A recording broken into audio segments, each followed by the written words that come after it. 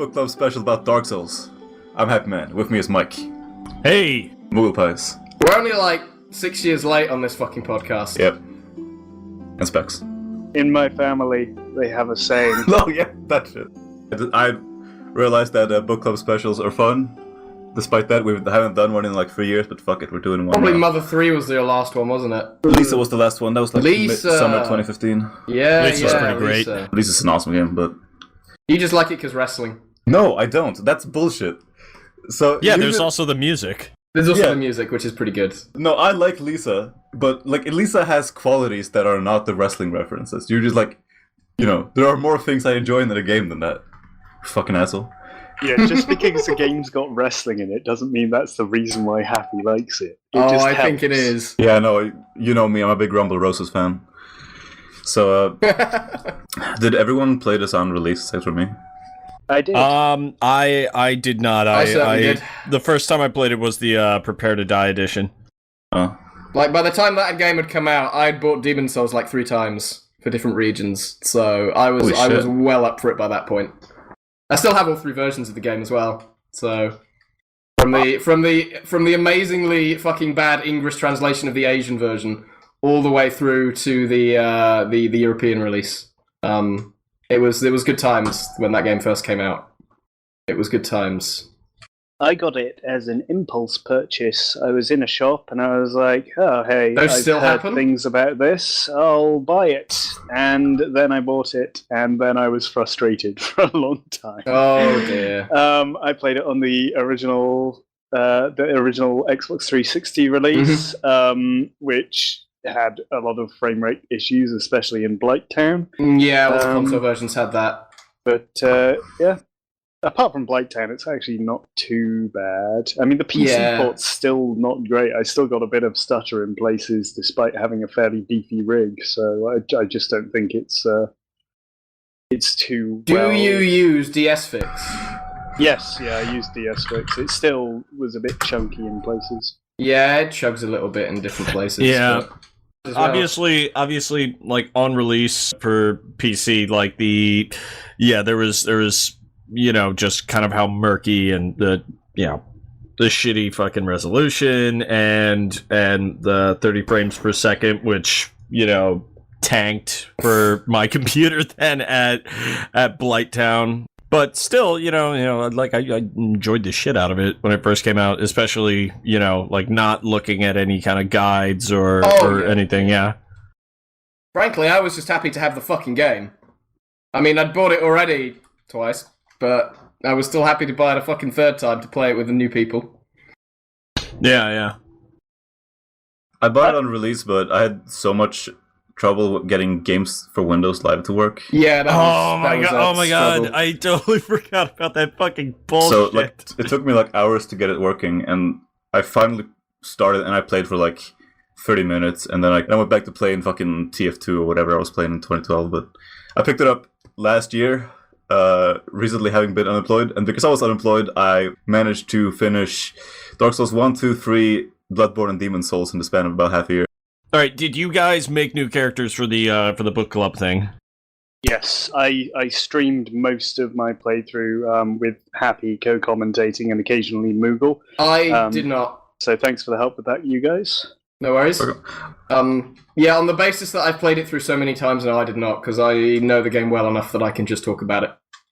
And I had played it about a month before we decided to do it, so I didn't. Yeah.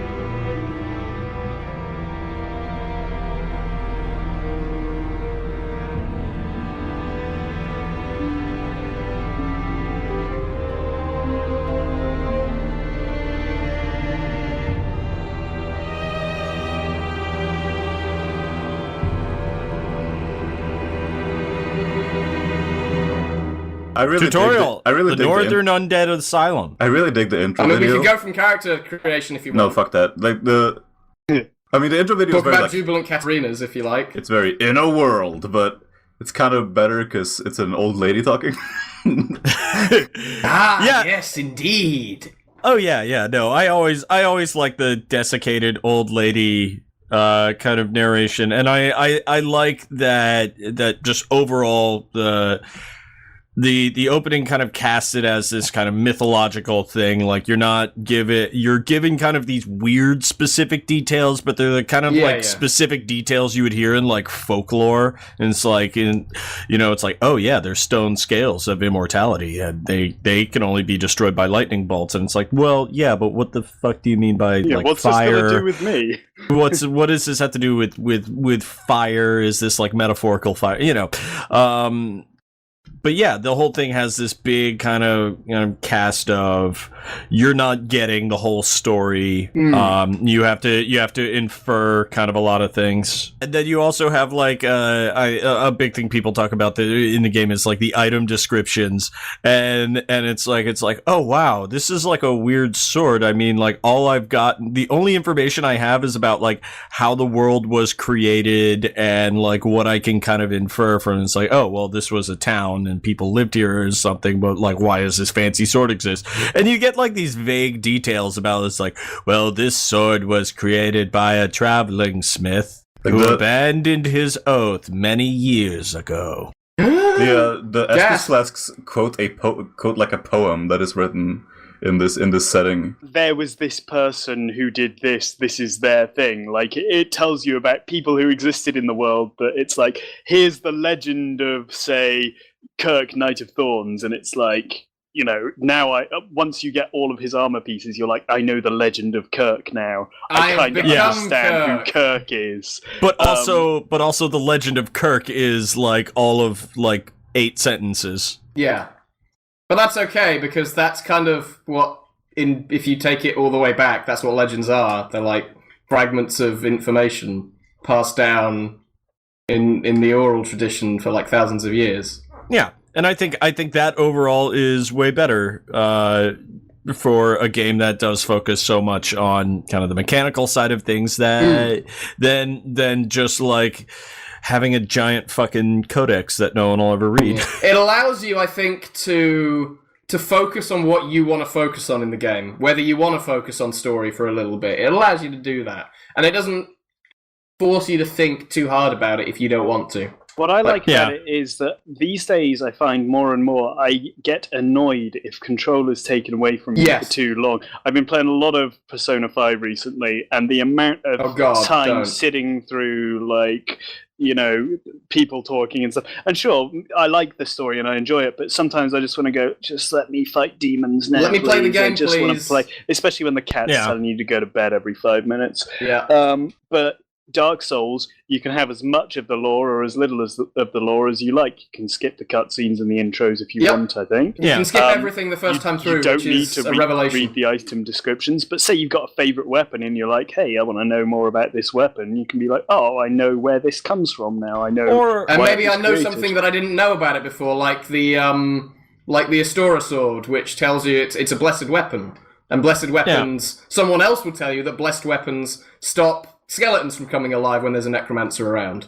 Yeah. So you learn things by wanting to learn things, and by the game going, okay, you wanted to know about this, so fucking here you go. At the same time, though, its hands-off approach can make it difficult to get as much of the story as you want. So with the NPC quest lines, they can be a little bit confusing and hard to get to the end of. So if you don't visit the Firelink Shrine at the specific time that you need to for certain people, such as the White Maiden's quest with the clerics and stuff, you might not. I don't think I've ever actually seen her at Firelink because I missed her both times I played. Oh wow, First bell, I think, isn't it? Pretty sure. No. My first playthrough, I saw her before she went to the catacombs. Mm-hmm. My second playthrough, I didn't. But neither playthrough did I see her after the catacombs. The first playthrough I did, I accidentally killed her, but the second one I didn't spot her. If someone had told me that they're like the natural kind of pace for the game, like a good way to do it would be like, okay, you play for a while and then you finally like you're deciding to not to kind of quit, but hey, like you're about to go to bed or you're about to do something, you got like a little bit of time, just like read a couple of the take in the lore, read item descriptions for a little bit before you start playing again. It's a nice kind of way of just sort of like idling in the game and kind of coming down from the sort of white knuckle shit, but not to like deter people, but I think we were talking about the Undead Asylum. Yes. I like that. I like that you you make your badass hero and then you wake up in a cell as a shitty like scrawny zombie. Yeah, it's quite funny. It's like, I'll make a beautiful character. I'll make one that I'd love to stare at for the rest of the game, and then it's like, I look like a wrinkled apple. Now. But yeah, no, the so kind of the opening. What's his face? Oscar of Astora. He's throws down the key to you, and he's letting everybody out. I think. Yeah. And you can kind of hear him sort of fighting the demon, on top of the asylum. I mean, even just from that, like that's kind of the first weird little sort of deception there. You think it's going to be a bit more involved, a bit more like kind of character heavy. At least that's what my read from that was. And then it's like, oh, he's dead. Well, he was gonna have a bigger role. There's a bunch of cut content or like cut dialogue with him. There's plenty of He's gonna show up at Firelink Shrine, and then you can get him to fight Sif with you, I think. And then finally, he's going to take the ending path that you don't take and fight you near the end. That's what. There was lots of that kind of stuff in the game. Like Andre was supposed to be like a massissive character. Andre was supposed to be Gwyn's son. Yeah, it was supposed to be the firstborn. What? And it was going to be the firstborn. Andre, by the way, is the only character in the game who has lip syncing when he talks. Yeah, I mean that does explain why he's alive in Dark Souls 3 still. Yeah. Spoiler. I mean, like Dark Souls 3 is a direct sequel to this game, but I'm not going to spoil so much because Specs hasn't played it. No, I'll get on playing the other ones soon. And who else was going to be? Priscilla was going to be the other one who was going to be a major character. She was going to be the heroine. Yeah. She was going to be the Maiden in Black and the Green, the Emerald Herald and Firekeeper, whatever else. She was going to be like the main female character. Yeah, well, I mean, if you go by just like how much people loved her, you would almost assume so. But anyway, I think they kind of force you to like her though, because she's the only boss that doesn't just go right. I'm a push your shit in now. She's the only. Are there any other bosses that do that in the game? I'm pretty sure there's at least one, right? There's got to be. That doesn't attack until you attack. Ceaseless Discharge. Oh yeah. Well, until you steal his sister's clothes. Yeah, until you fucking rob his sister's grave, desecrate her fucking corpse. That kind of thing. Yeah. Coming back to Oscar just for a second, I completely forgot.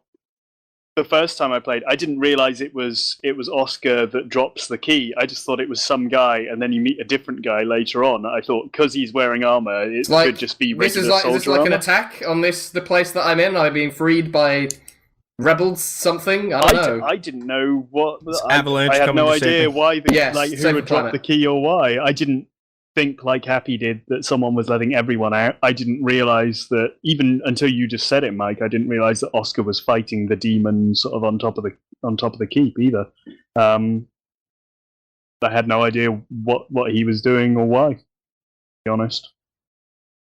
Well, that's there a lot of the game though. It doesn't want to let you know people's motivations because realistically, you wouldn't know their motivations if you were in the same position unless you went and asked. And people die too fucking quickly for you to actually ask what the fuck they're up to. So I thought it was a neat opening, to be honest with you. You have the big cutscene, like possibly the only reliable narration in the game, followed by you waking up in a shitty place. Not really knowing what's going on. And then all right, so the tutorial, by the way, and like a million people have kind of gone over this already, but in terms of actual like level design, really, really fucking solid.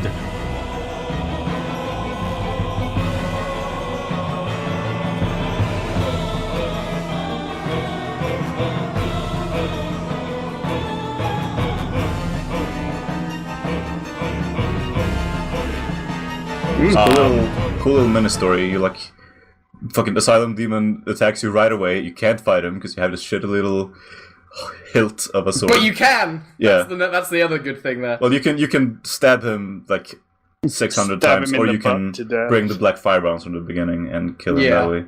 That's a good section. And get a weapon that you can't use. If you do try and fight him, if you're like, oh, first boss, alright, I'll try to take it on, you'll die, and you've just got the bonfire, so you're like, okay, now I understand how bonfires work, because you're likely to die there. And also the tutorials on the ground that tell you about how stuff works and how to play. Yeah. While that's not the best way, it's like read a sign to learn how to play the game. That's not necessarily the best way to do a tutorial. It works really well for Dark Souls, because then when you get out of the asylum and people start leaving messages on the ground, you instantly know how that sort of system works. It's like, I know these things will be helpful to me. Yeah, and it allows it allows, you know, the game to be kind of obtuse in certain sections, because it's like, well, no, you have this kind of crowdsourcing like hint system, so hopefully no one will ever have to alt tab at any section, like they can just kind of follow any of these hints. Yeah. But yeah, I think it's a really kind of cool mini story, and then jumping back to the mythological theme, like that kind of ending, like walking to the edge of a cliff overlooking mountains and a giant crow takes you somewhere completely differently. Yeah, it's nice that it's self-contained, and then it's like it gives you the more open area after that. Yeah. It's good that it is a self-contained tutorial. Going and talking to Oscar as well, you know, you get a bit more backstory. That's where you get your quest. You get your, here's what you're going to be doing for the game. You know, it gives you something to point to, like, what am I supposed to be doing? Because you don't know up until that point. You're just trying to get out and find something to do, really. And Oscar's like, go do this. Regrettably, I have failed in my mission, but perhaps you can keep the torch lit. Thou who art undead art chosen, and thine exodus from the Undead Asylum maketh pilgrimage to the land of ancient lords. When thou ringeth the bell of awakening, the fate of the undead thou shalt know. Why not? After that boulder that, like, tracks your movement comes at you down the stairs. Fuck that boulder, man. I rolled out of the way of it when we were playing, and it just, like, it came after me. It was like, no, you're not getting down the stairs, Specs. You are going to die. Shield the boulder. What I like about the tutorial is that it means that you can go back to the game much later on, and you can play it, and you can start a new character, and you don't have to fucking pay attention to the tutorial. You don't even have to play the tutorial in that way. You can just go, I know all of this shit, I'm just going to go do it now. And you can go do it now, essentially. Yeah. And I like that it doesn't mean that you don't have to spend, like, trawling through dialogue and people going, hey, did you know that if you press the A button, you can jump in your ear every, 2 minutes or so? You have enough mastery of the game to probably kill the Asylum Demon very quickly, because it's a really easy boss, but it looks intimidating, and it has this bombastic music, and, like, it's meant to, like, intimidate a new player. Oh, I think it does pretty effectively. Yes, and when you're still, like, kind of fumbling around with, like, how you time dodges and stuff, like, it's like, oh, what the fuck? That's half my health. Oh my god, it takes so long to fucking heal. And you learn these things quite quickly. It lets you know what you're getting in for. I mean, I had some idea of what I was in for because I had played Demon Souls already. And I like how there are nods to Demon Souls, and they're like the boulder that comes from the top of the stairs, that's a Demon Souls thing, and there's other stuff that happens as well. And it's neat. I like it.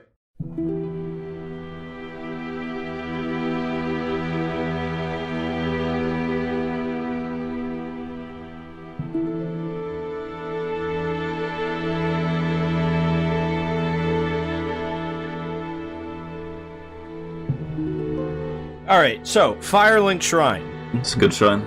Good shrine. Pretty good shrine, mate. Crestfallen warrior. Crestfallen warrior, like, best character. If we're going all metaphorical, he's does represent just basically, like, kind of ultimately cynically just sort of giving up and just some kind of, like, nagging voice of, like, doubt. It's like, yeah, you really suck, don't you?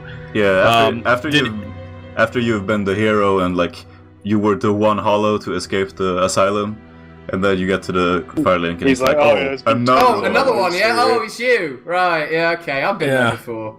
Yeah. Oh man. By the way, Oscar was wrong. There's actually 2 bells.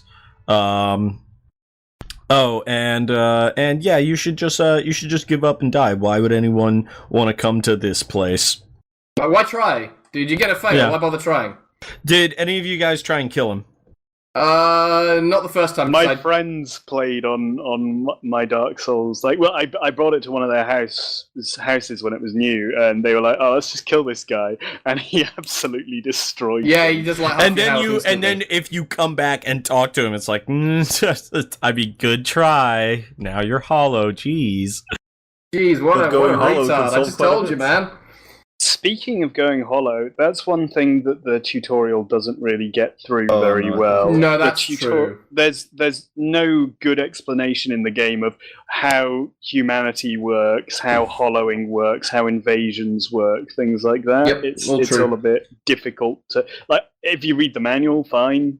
Maybe it's in there, I can't remember. I think it probably is. There's also a number of messages in the... near the end of the tutorial that give you like more explanation. Yeah, but even if it was something just as simple as like when you first talk to Solaire and he talks about like jolly cooperation, if he just mentions, oh hey, by the way, you can't do any of this if you're hollow.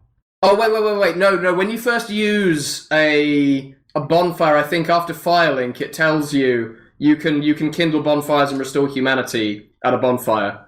It doesn't tell you what that is. It doesn't tell you now you're open to invasions. Also, like it doesn't tell you it's like the difference between like humanity in your inventory and stat humanity, which is a weird difference. Liquid humanity, solid humanity. Like even if you've got like a number of humanity, that's not necessarily you being human. That you can still be hollowed.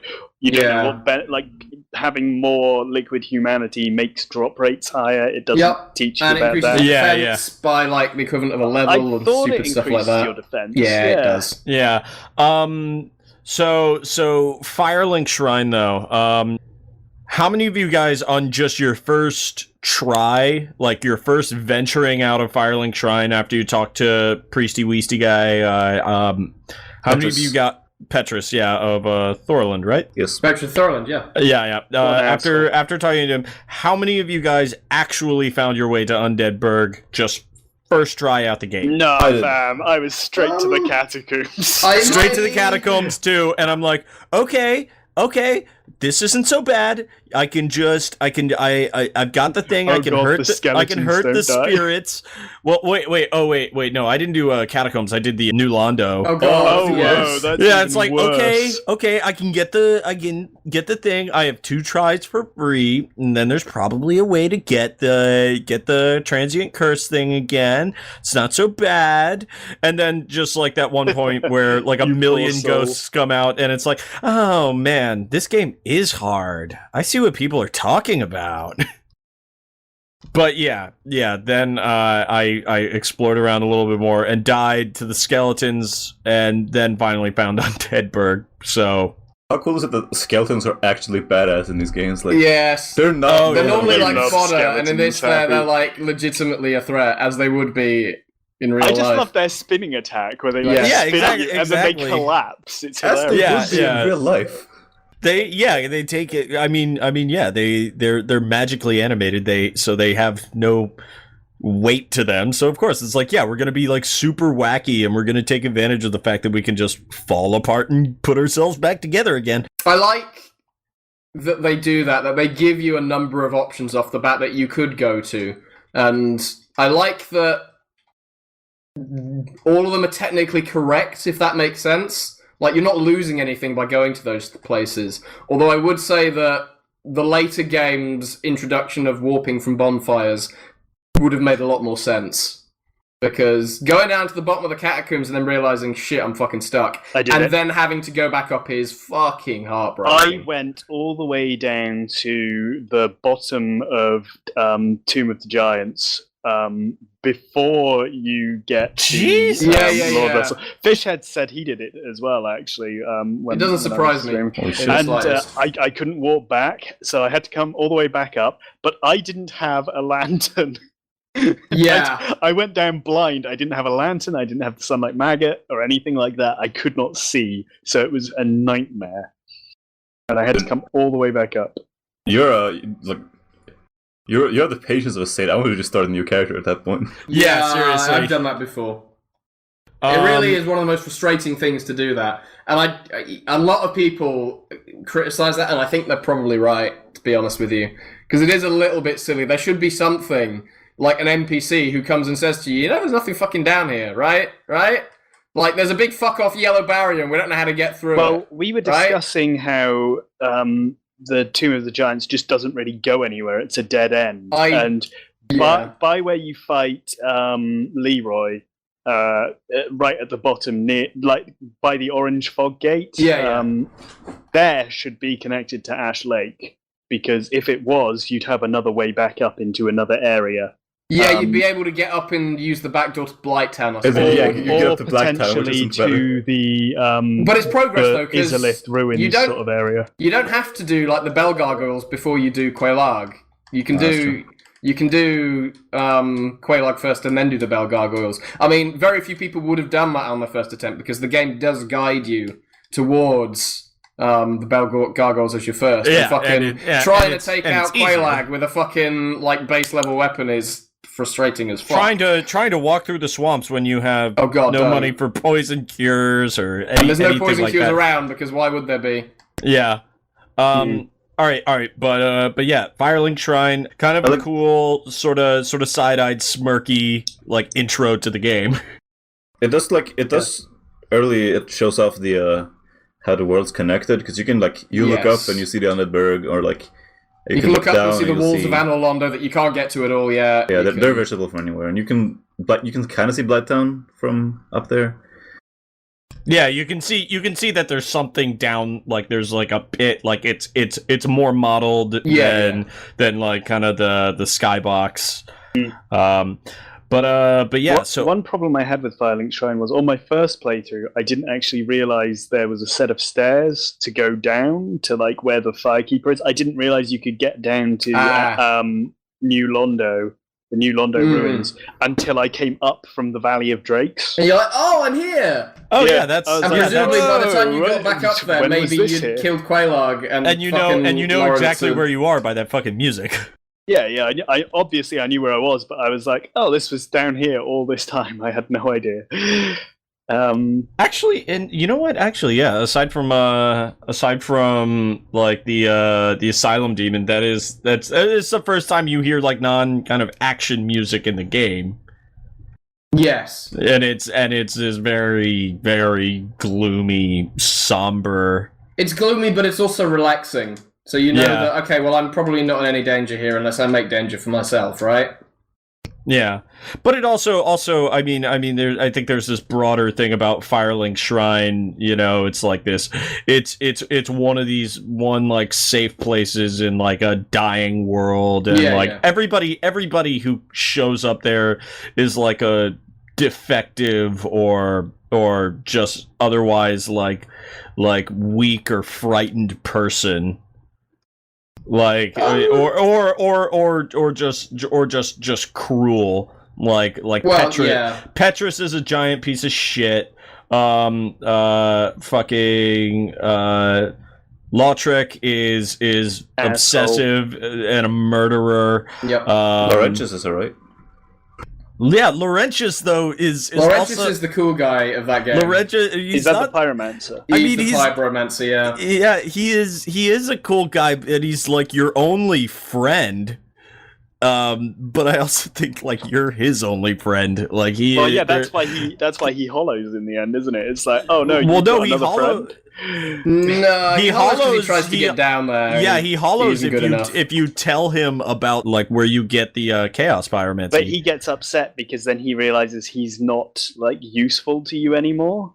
That's why he gets upset and leaves. It's because No, you're relying on him. No. Not what I He took from leaves. it. He leaves to go search for.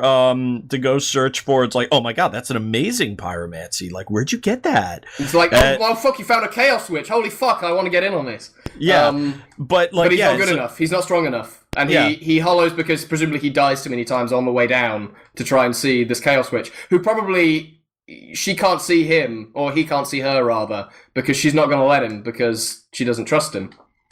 Yeah, and I think again there's something kind of like sort of broken and sort of sad about that. Yeah, absolutely. That he's the only positive character, and that just by like giving him what he wants, you can just You kill like him. You ruin destroy it. him. You ruin his life. It's like, it's as with anyone in the game, when they get what they want, they don't have anything left. Yeah, So they just hollow, and that was kind of the point. Yeah, so you see what I mean? Like in trouble. it's this weird little like kind of it's like a shitty dive bar in like a midwestern town that's being like deindustrialized and gutted. Like it's just like, well, everything's dying and everything's changing, and we're just like these sad, pathetic people who, you know, still are stuck here in this horrible limbo.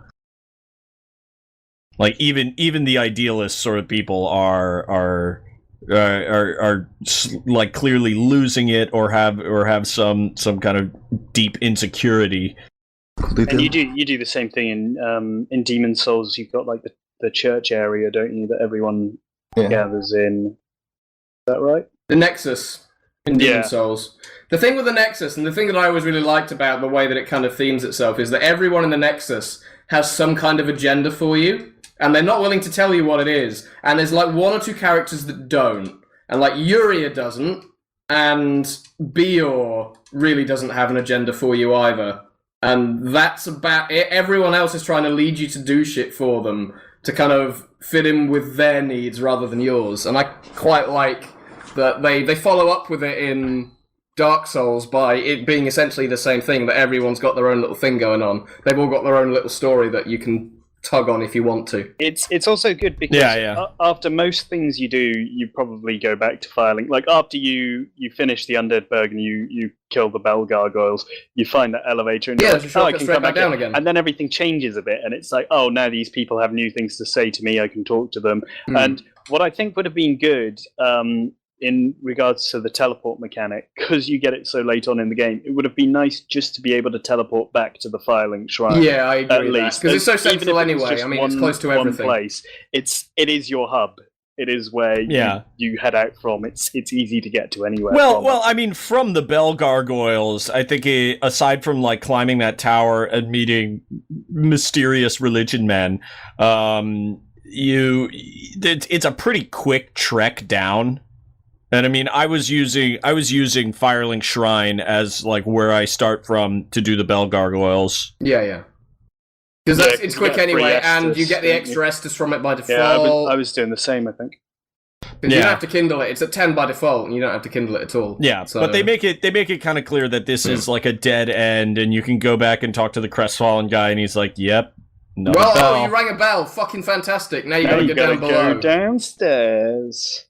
Getting back to the gameplay side of things, the Undead Burg mixes up like different kinds of combat encounters in a really cool way. Like, okay, now fight 2 guys, now fight 3 guys, now fight 3 guys, and you're in a really confined space, and guys are throwing fireballs outside, so you can't escape. Now fight like someone, and they're getting like cover fire from an archer. So, but like it's a very slow thing. So it's just like time your spacing and your dodges so that you can always dodge this arrow. I guess it does a good job of showing you the different varieties of enemies as well, because you've got guys with long weapons, you've got guys with short weapons, three guys with shields. It gives you the different archetypes quite quite early on, and teaches you like, well, this is how you should be handling this. Guys with shields, and it gives you traps as well at the same time as having to think about other stuff. And it gives you the mandatory. Well. There's a mini boss here, by the way. You can kill it if you want. You might not get anything for it, and it's going to be fucking hard, but you can do it. There's the Black strategies to kill him really easily, and Specs successfully executed this after being instructed by me. Was this parrying or what? No, because parrying is the easy way to kill the Black Knight. To be honest with you, you hit him once to make him angry, and then you run away and you run up towards the stairs that lead to the boss. Yes. Where the guy rolls a barrel down. Yes. So if you trigger the barrel ahead of time, then you can go there and walk off the left edge, and you'll land on a platform, and he'll run full speed off the edge. Oh god, yes, he will. Yeah, it does highlight a lot of the crucial elements of the games. Like there's gonna be times where you fight multiple groups of people. There's gonna be things you run through those people throwing firebombs into a room where it's like, oh shit, now you're surrounded. This isn't respite between pseudo platforming sprinting sections. It's no, there's more shit in here.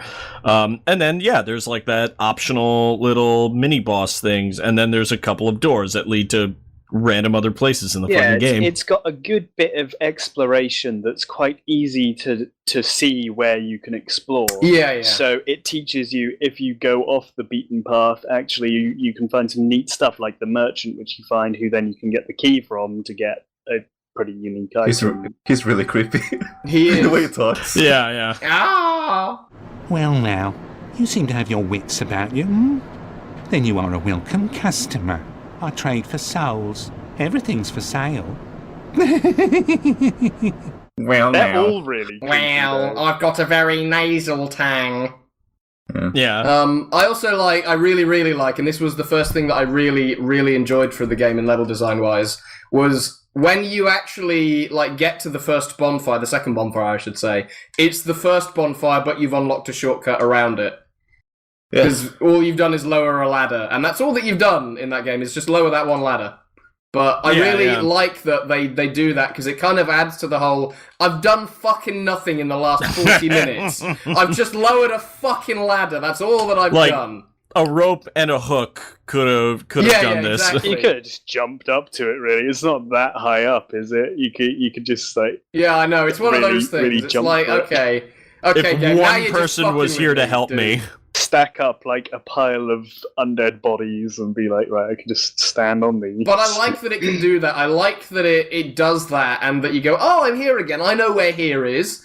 I've got an easy way back to Firelink if I really need one now. I mean, this dragon's fucking my shit in, I don't really know what to do about it. Maybe I should just go somewhere else. On my first playthrough, I went right instead of left at that point, so I died and had to do it all again. And then I went and I was like, "What's behind this door? Shit! I could have spent so much less time had I just dropped this ladder."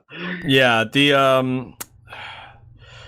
that entire area has again this kind of little backhanded sort of fuck you, because it sort of sets it up as all right, we're doing first level of super ghouls and ghosts. You're fighting zombies and shit, and there's one big scary knight who you can fight on, but you're fighting hollow soldiers and stuff, and it's very straightforward. Oh, and there's a dragon that drops down in the beginning. That's if earlier parts of the game are hinting at something, it's that you're going to be fighting the dragon. The dragon's going to be the boss. But he's not. And once you get past the first boss and you get to where the dragon actually is, it's it's a dragon. It's going to kick your shit in. It's just going to fly around and breathe fire on you, and there's nothing you can do. Yep. That's exactly what it does. This being a reference to Demon Souls, where a dragon is also harrying you across the little township. Across a big bridge, yeah. I thought the Demon Souls did it better, to be honest with you. I thought Demon Souls was more interesting. There's you gotta get past the Taurus demon, who I kind of like, because it sticks with the plunging attack as superior strategy thing. Yes, you have to use your brain for the plunging attack though, because you're like, oh, I see there's a ladder there, I can climb up that, and if you remember you did it on the last boss, you can be like, well, that'll work on this boss too. I wonder if you don't do it correctly, he goes, well, I'm gonna fuck your shit by jumping up here. Fuck you. Which is probably a better arena to fight him in, actually, because you have more space to dodge. Yeah, because you've got more space. You've got like a circular space. There's walls. I think in my first playthrough, he jumped off the edge. Actually. You can nice, nice. You can all right. So like even just because I just did this, like I made a new character for the book club thing, and I got past the Taurus demon. I got into Undead Parish, and like from there, I'm like, I remember all this. I'm not going to go through this, but I was playing a sorcerer for the first time. Oh boy. And yeah, I know. That's what I played on this run as well. It's rough when I like my thing has always been like I always start them as a cleric or for Dark Souls 3 they had the Herald class, which is like two of my favorite things. It's miracles and spears. But yeah. So fighting the Taurus demon on the actual rampart, this is never something you would like know, or I would recommend you do if you're new to the game. But you actually can see it's like if he's more to one side than another, then you can just completely dodge around him on that side. Oh yeah. Like the only issue is if you try and dodge around like the side that he is kind of more stuck to, you'll just be stuck on him. You'll and you'll be fucked. Like, because you can't. This is where like one of the most annoying things about Dark Souls comes in, and it's the camera. Like you can't see where like how his attacks are telegraphing because you're like stuck between a wall and him, and so you just see like his abs. Yeah, the camera has some issues. Definitely, the camera definitely has some issues. Lots of them, in fact. Centipede demon. Oh. Don't even start with my centipede. fucking god! Don't even fucking start with that fucking One douche. of my least favorite things with the camera is if you've got it set to recover from walls, so it doesn't get stuck in walls. If you're trying to walk down like a narrow pathway, the best examples in New Londo. There's I think it's a Firekeeper soul. There's like a narrow path. One, and it fucking shifts the camera angle as you're walking, which kills you. Because you walk through a little door, and it's like, oh, you want to look to the left now because I've I can sense you want to look the other way. It's like, no, I'm walking in a straight line. Don't do that. Plus, there's ghosts coming at me. Help! Zombie ghosts, leave this place. Yeah. All right. Why is the Taurus demon there, though?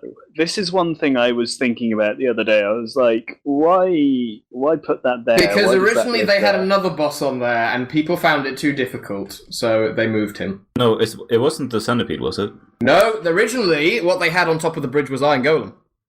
Oh. That was who was originally on the bridge. Because in the early builds of the game, that's who's on there. The ones they showed off to the press. And then eventually they moved him to Sen's Funhouse. So Taurus Demon's probably just a regular enemy from the beginning. I guess it's just a demon who made his way up. Well, yeah, I mean, he's near an entrance to the Burg. Well, like him and Capra Demon came up together, and Taurus is like, I'm gonna keep going, and Capra's like, bro, I'm gonna stay there. Here with my dogs, I'm gonna hold down the fort. I found some dogs. Dogs are great. Stay here with my dogs. But then being an asshole. Even so, why is he guarding that? He's just there, I guess. I don't think he's guarding it particularly. Why would the Iron Golem be there if the Iron Golem was there? That's a bit more believable, I suppose. Well, yeah. It's just like he's been given a like a job to do. Like, oh god, here. Yeah, because he is a golem. You tell him what to do, and he does it for the rest of his days. So. Well, I mean, and Taurus Demon kind of wandering up there. I mean, that would be. I think it's like, well, there's nothing to do and everybody's going to die, so I guess I'm just going to wander as far as I can. Taurus Demon ain't standing there when you come into the arena. He jumps at you, so he's just hunting, you probably. Can't see him, though. It's one of those things. Yeah. You can climb up to the top of the other tower and you can see him. Which I like that about the game, that almost every boss, you can see before you fight. Yeah. My question is then, who's going to be at the top of Sen's Fortress? I don't know. Because it does look like there's cut content there. Like you look at the side of the wall and There's you a see big door, isn't there? There's like a well, big you see gate. switchbacks. You see like a trail kind of going up there, if I remember. Maybe that's why we never find out who Sen is, because he's a cut boss. Sen was heard supposed... that's a mistranslation. It's a mistranslation. It was supposed to be House of 1,000 Traps, or something similar. Yeah. Because Sen is the word for 100 in Or Japanese. 100 or something like that, yeah. No, it's a The 1,000. House of Many Traps. Yeah. Sen's Funhouse. That's the way to do it. Yeah. All right. So After the Taurus Demon, it's Solaire. Yeah. Yeah, it's Yeah, Solaire. he's a dude. Ah, hello. You don't look hollow, far from it. I am Solaire of Astora, an adherent of the Lord of Sunlight. Now that I am undead, I have come to this great land, the birthplace of Lord Gwyn, to seek my very own son. You find that strange? Well, you should. No need to hide your reaction. I get that look all the time. The one guy who doesn't come back to Firelink Shrine ever. He doesn't know. That's Yeah, 'cause he's no. also on a quest. Yeah, he has a quest. He has in this weird dying world. He's like, no, I have a fucking purpose. Like, I I'm want gonna to be the sun. Well, he wants to find his own son. I don't care how much of a meme he is. He's fantastic. He's well. He's good. He's He's well fun. deserving of being a meme. Yeah. Like he's allowed, right? Well, and he uses that goddamn that like thesaurus style like English translation. I will stay behind to gaze at the sun. The sun is a wondrous body, like a magnificent father. If only I could be so grossly incandescent. Like, and it just comes off as so like endearing. Like it's like, if only I could be so grossly incandescent. The sun is a wondrous body, like a magnificent It's a father. So yeah, no, one perfectly memeable. Solaire is taller than you, but the Dark Souls More character buff. creator doesn't actually allow you to change the height. So what they do is they make him float slightly above the ground to make him appear taller. Happy pointed this out to Which me. is There's awesome. a few characters who do it. The merchant in Sen's Fortress does it as well. Also, He's buff. the by far best little narrative bit about Solaire is that, like, so you see his armor, the big sun symbol. I assumed that, okay, this is the uniform of the Warriors of Sunlight that he's wearing. No. He just draped a white sheet over a piece of armor and he painted the sun symbol onto it. That's so He good. accidentally painted Yaranaika over it, which is outstanding. That's funny though, because actually in the Crusades, that's probably what they did. Yeah. Oh. Like he's got that kind of helmet going on as well. Yeah. Doesn't He is a He's a crusader. bit like a crusader. He's a paladin. He is a paladin. Yeah. Yeah. He runs on faith. He's fucking obsessed with his god. But he Which is the runs sun on slash Gwyn. he runs on like a romantic kind of faith. Like it's not this kind of dogmatic thing. Oh, I was charged with like a holy purpose. It's like, no, this is a This is what personal he believes, thing this for is what me. he wants. Yeah.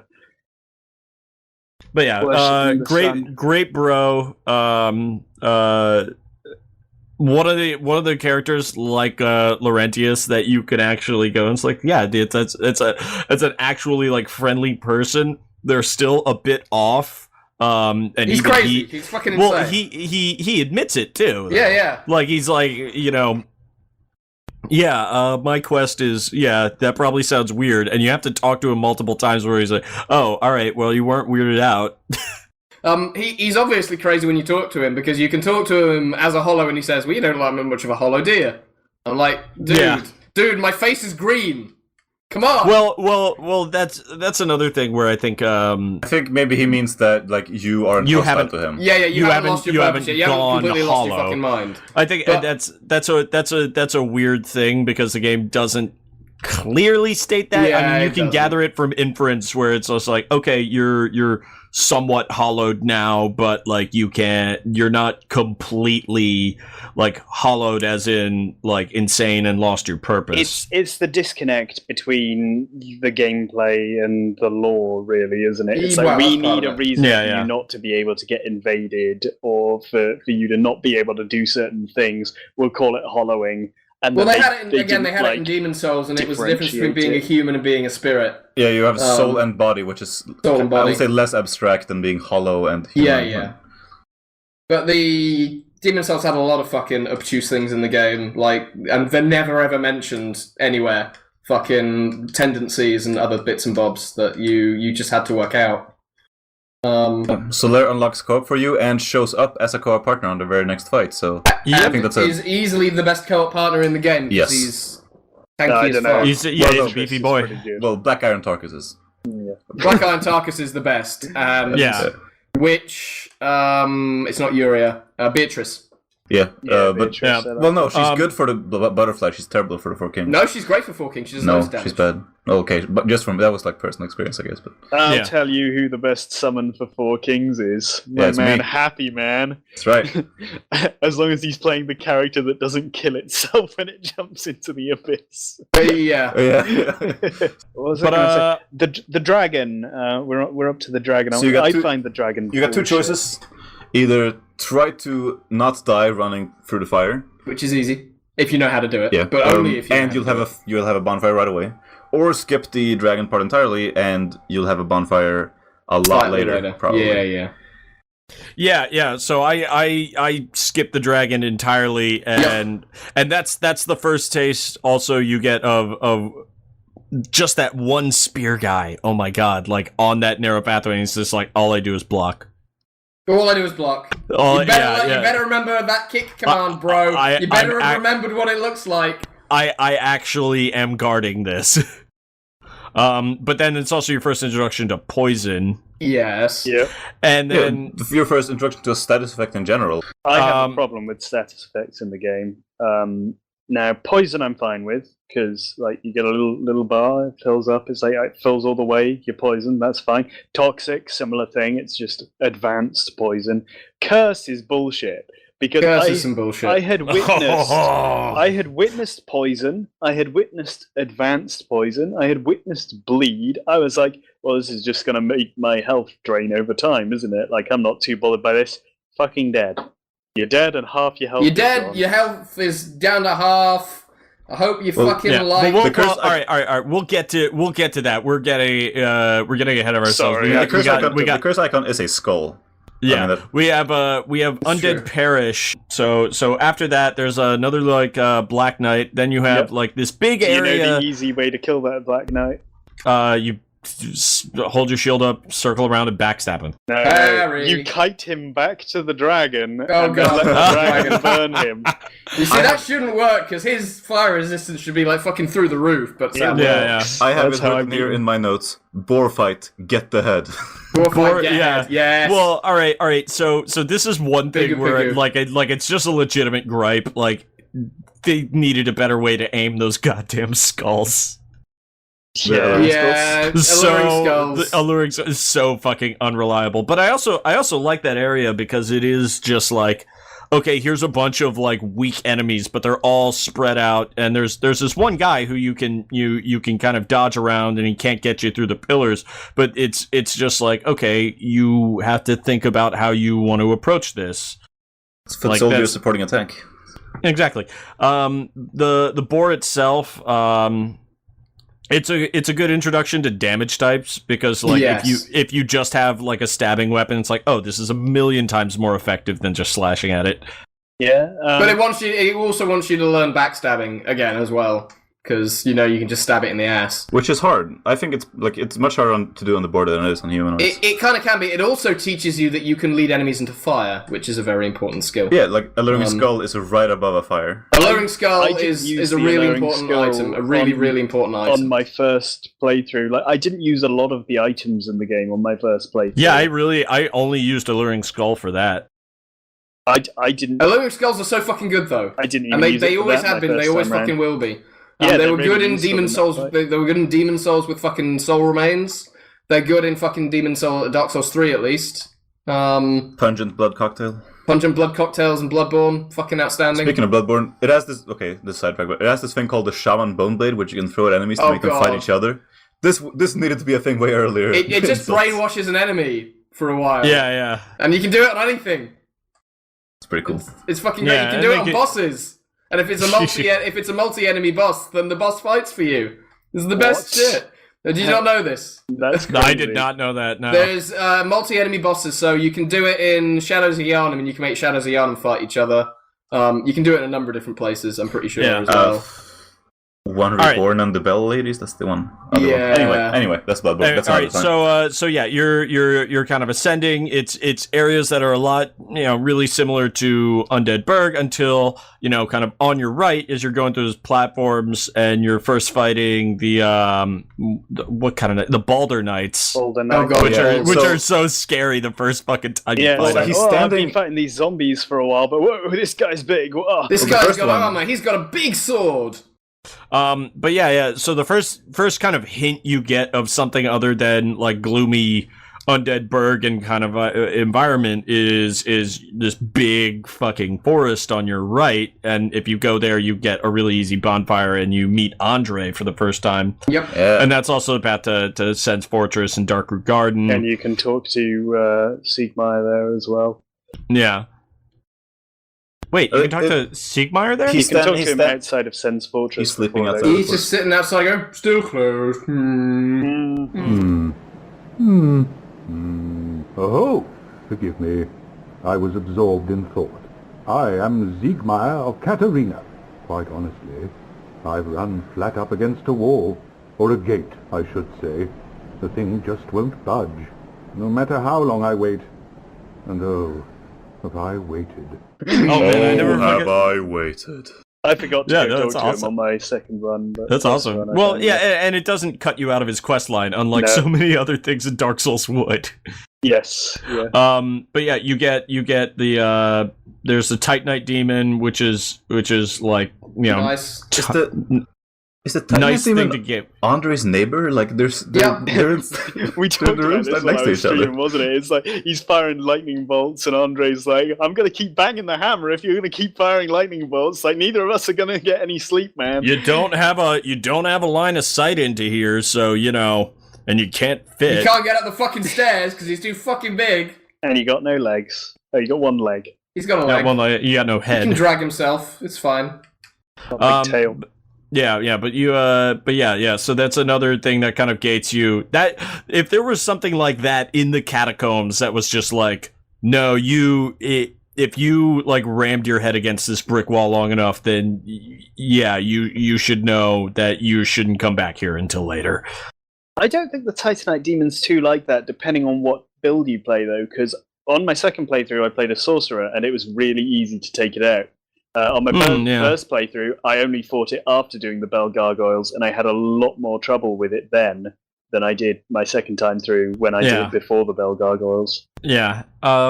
Speaking of which, all right. So you have that cool fight leading up to the Bell Gargoyles after you get the bonfire from Andre, you get the but yeah, you get the Firekeeper's soul, who I know more than one person who just consumed it to get a couple of levels.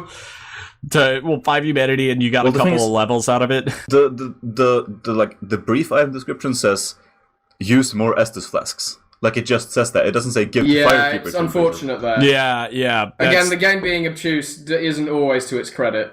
It's like there are times that it is. Don't get me wrong. And again, that may be a problem with translation. It might be a victim of like English text taking up some more space than Japanese text does. Yeah, potentially. Yeah. But yeah, so I think that fight is cool because it deliberately kind of goes like, no, you don't want to fight this big iron, knight thing in that area where you're being like shot at from the room above.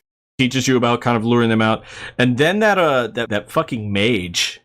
Oh yes, the channeler. The channeler, I had so much trouble the fucking with dance. The second time through. Do your little dance. Well, before him, there's this awesome little bit where you're fighting like 10 hollows running at you in a corridor, and you're like, They're You have to buffed and fend you them have off. no idea why. This is an area that you can get seriously messed up if you've got a slashing weapon and you Yeah. keep hitting the walls. The enemies do not necessarily hit the walls when They never hit the slash. walls.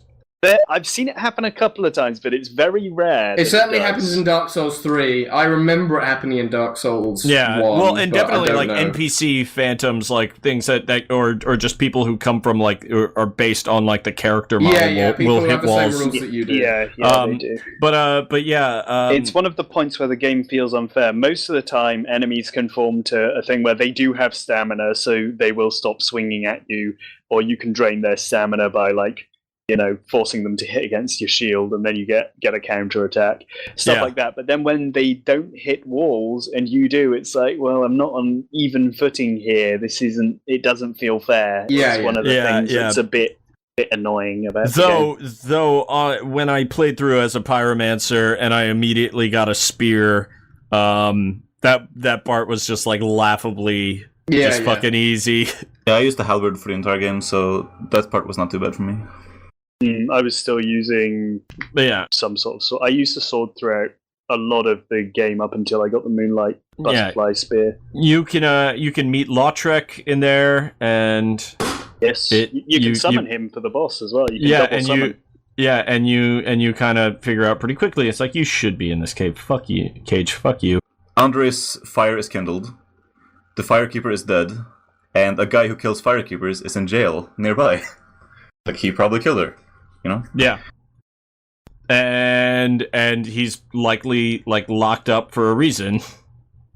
But if you played Demon Souls again, you'd have known this, because fucking Yurt the Silent fucking Chief. Yeah, I was about to say, like, fuck Yurt. I would guess as a Demon Souls player, you were immediately suspicious of him. I was immediately fucking suspicious of. Hang on. This guy in this armor with that voice, because I think they might even have the same voice. I can't remember if they got the same voice actor. No, Yurt sounds different than Lautrec. His is a lot deeper, and they've got like this little weird fucking thing on their heads. The helmet has like a slightly weird shape to it. I'm like, you are immediately suspicious to me. Even if you weren't suspicious from all this, the fact that he says that he'll help you out later or something, and then just ends it with the most like evil-sounding laugh of any character in the game is like, what are you gonna do? Thank you. Yes. Sincerely, I am Knight Lautrec of Karim. I truly appreciate this, and I guarantee a reward. Only later. Now, I can get back to work. Well, I'm gonna trust you anymore. help you. Yeah, that's how you know a friend from an enemy. If they have a friendly laugh like Solaire, or if they have an evil laugh. But yeah, everyone laughs. So after that though is probably I would say the most iconic fight in the game. Gargoyles? It's the gargoyles. the part where I'm sure a lot of people just go, What a lot of "That's people enough remember." Dark Souls for me.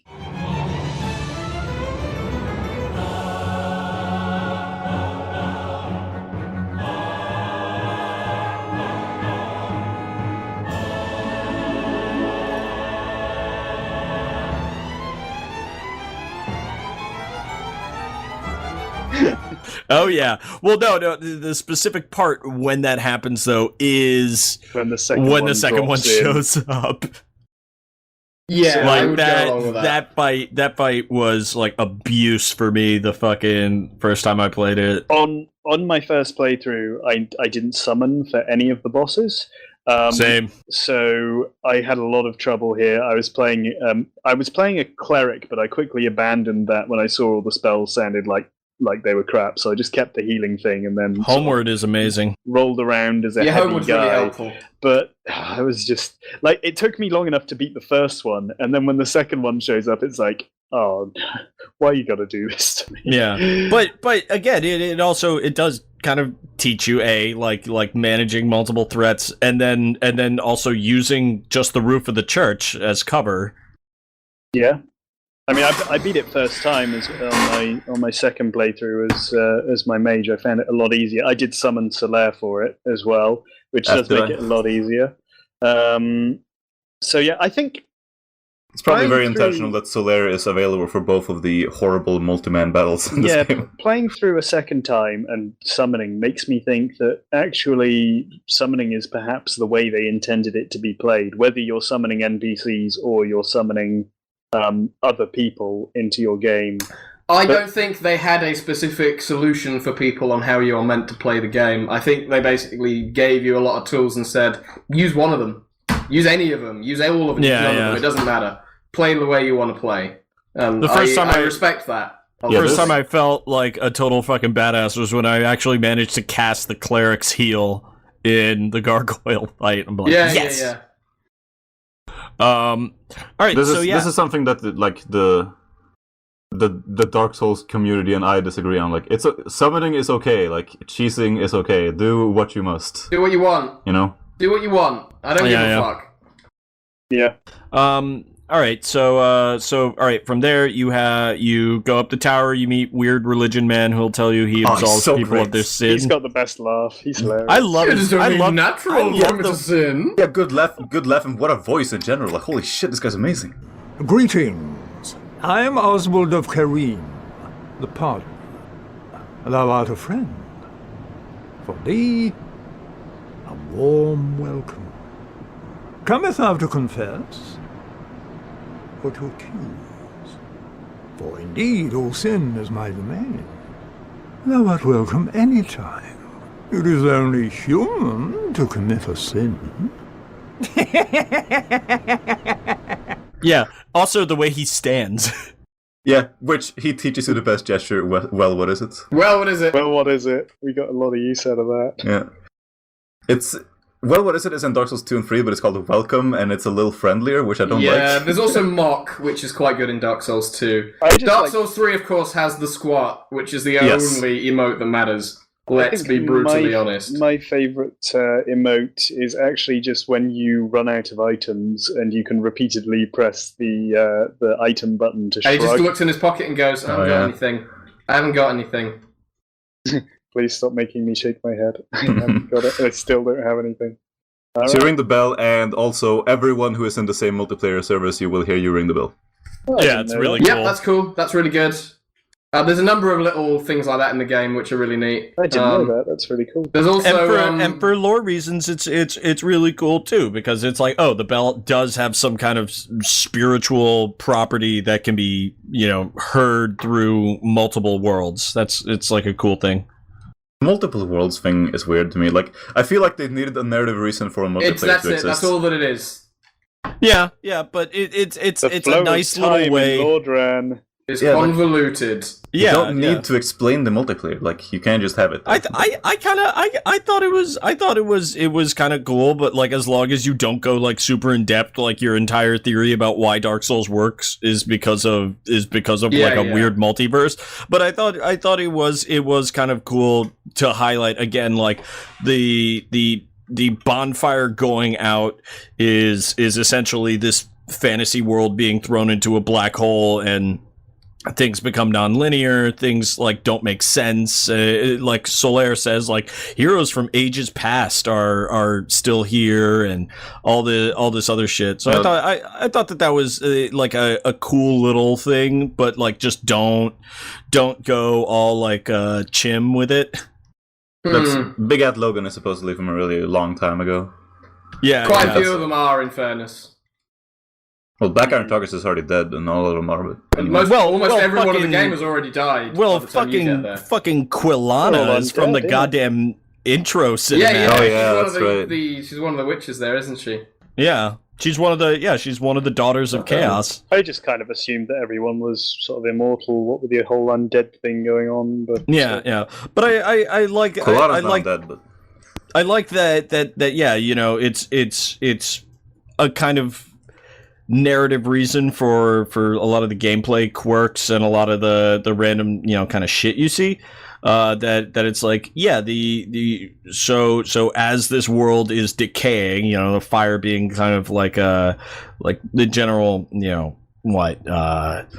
the actual thing holding off kind of the heat death of this universe, that like all the rules start not making sense. Like death stops making sense. Time stops making sense. This is taken to its absolute maximum in Dark Souls 3. Yes, it really is by that point. But anyways, do you want to talk about Darkroot now or later? I mean, yeah, you can do Darkroot. I would say you can do Darkroot now because the entirety of the area is accessible at that point. The entirety of the area is accessible. It's a cool boss. Like if you go, wait, which boss? Well, Sif. the boss of Darkroot is Sif. Sif. Oh, I thought you meant there's Moonlight Butterfly. Oh, yeah, there's if you're gonna fight a boss but here at this but point, that's it's probably optional. Moonlight Butterfly.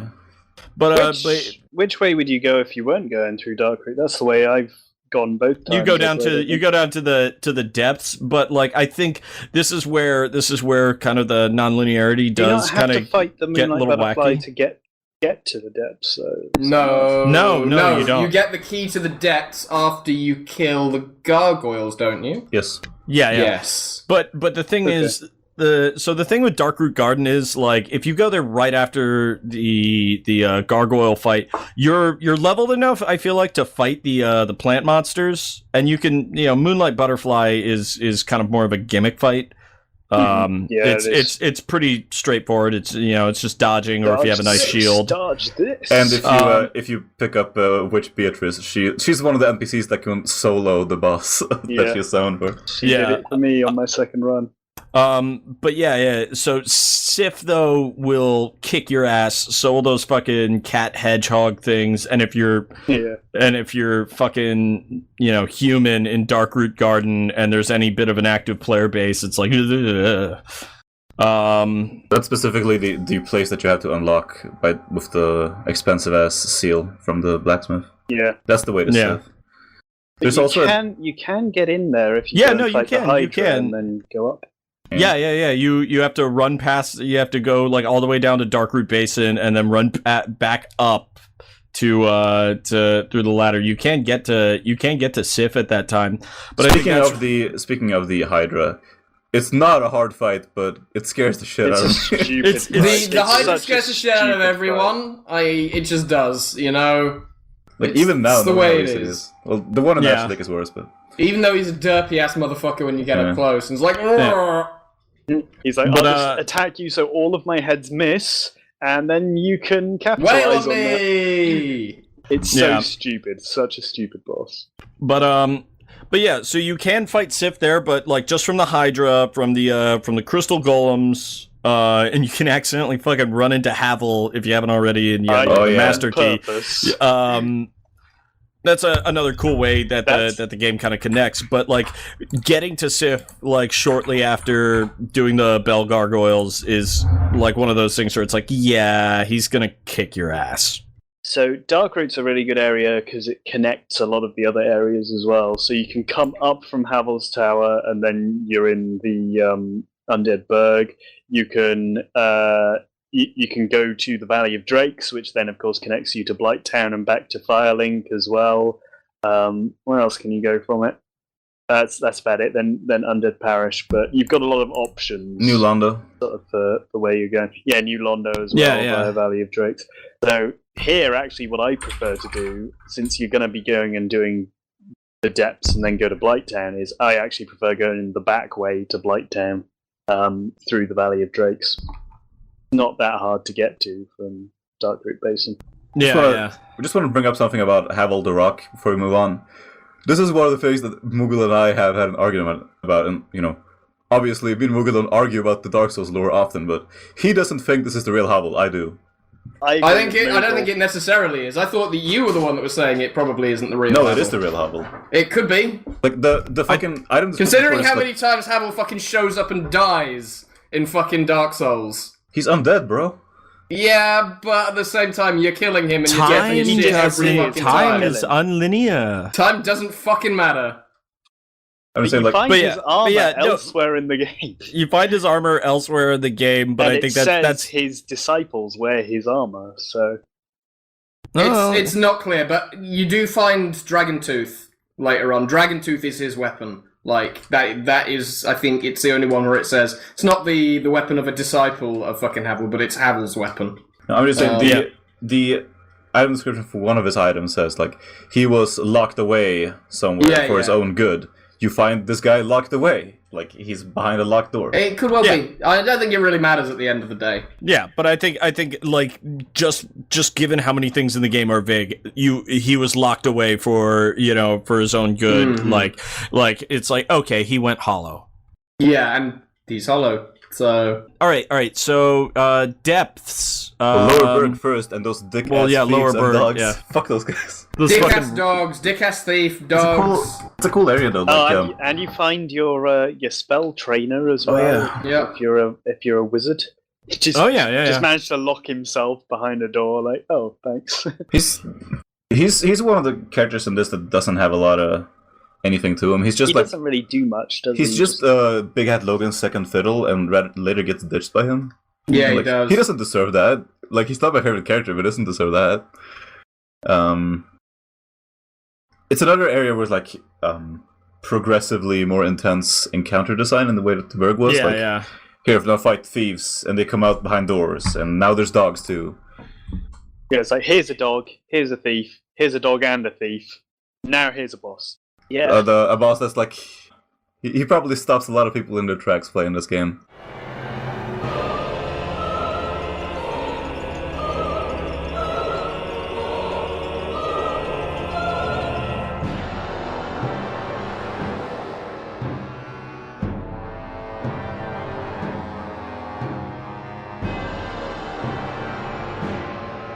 It was quite nice coming back and doing, because I came back to get the Ember because I didn't get it because I went into Blighttown backwards. On my second playthrough, I needed to come back and get the Great Ember so I could make the Moonlight Butterfly Horn.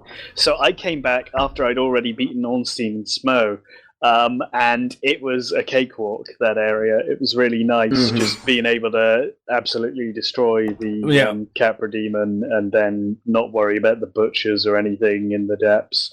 Go down, and I had a bit of trouble with the Gaping Dragon because I didn't kill the Channeler. I still killed him on the first go, but I was like, this is a lot harder than last time I fought this, even though I'm such a high level compared to it in this area. Well, all right, so another fight that everybody does remember from fucking this area, but like Dark Souls in general, is the Capra Demon, which is purely only difficult because of the environment. Doggo!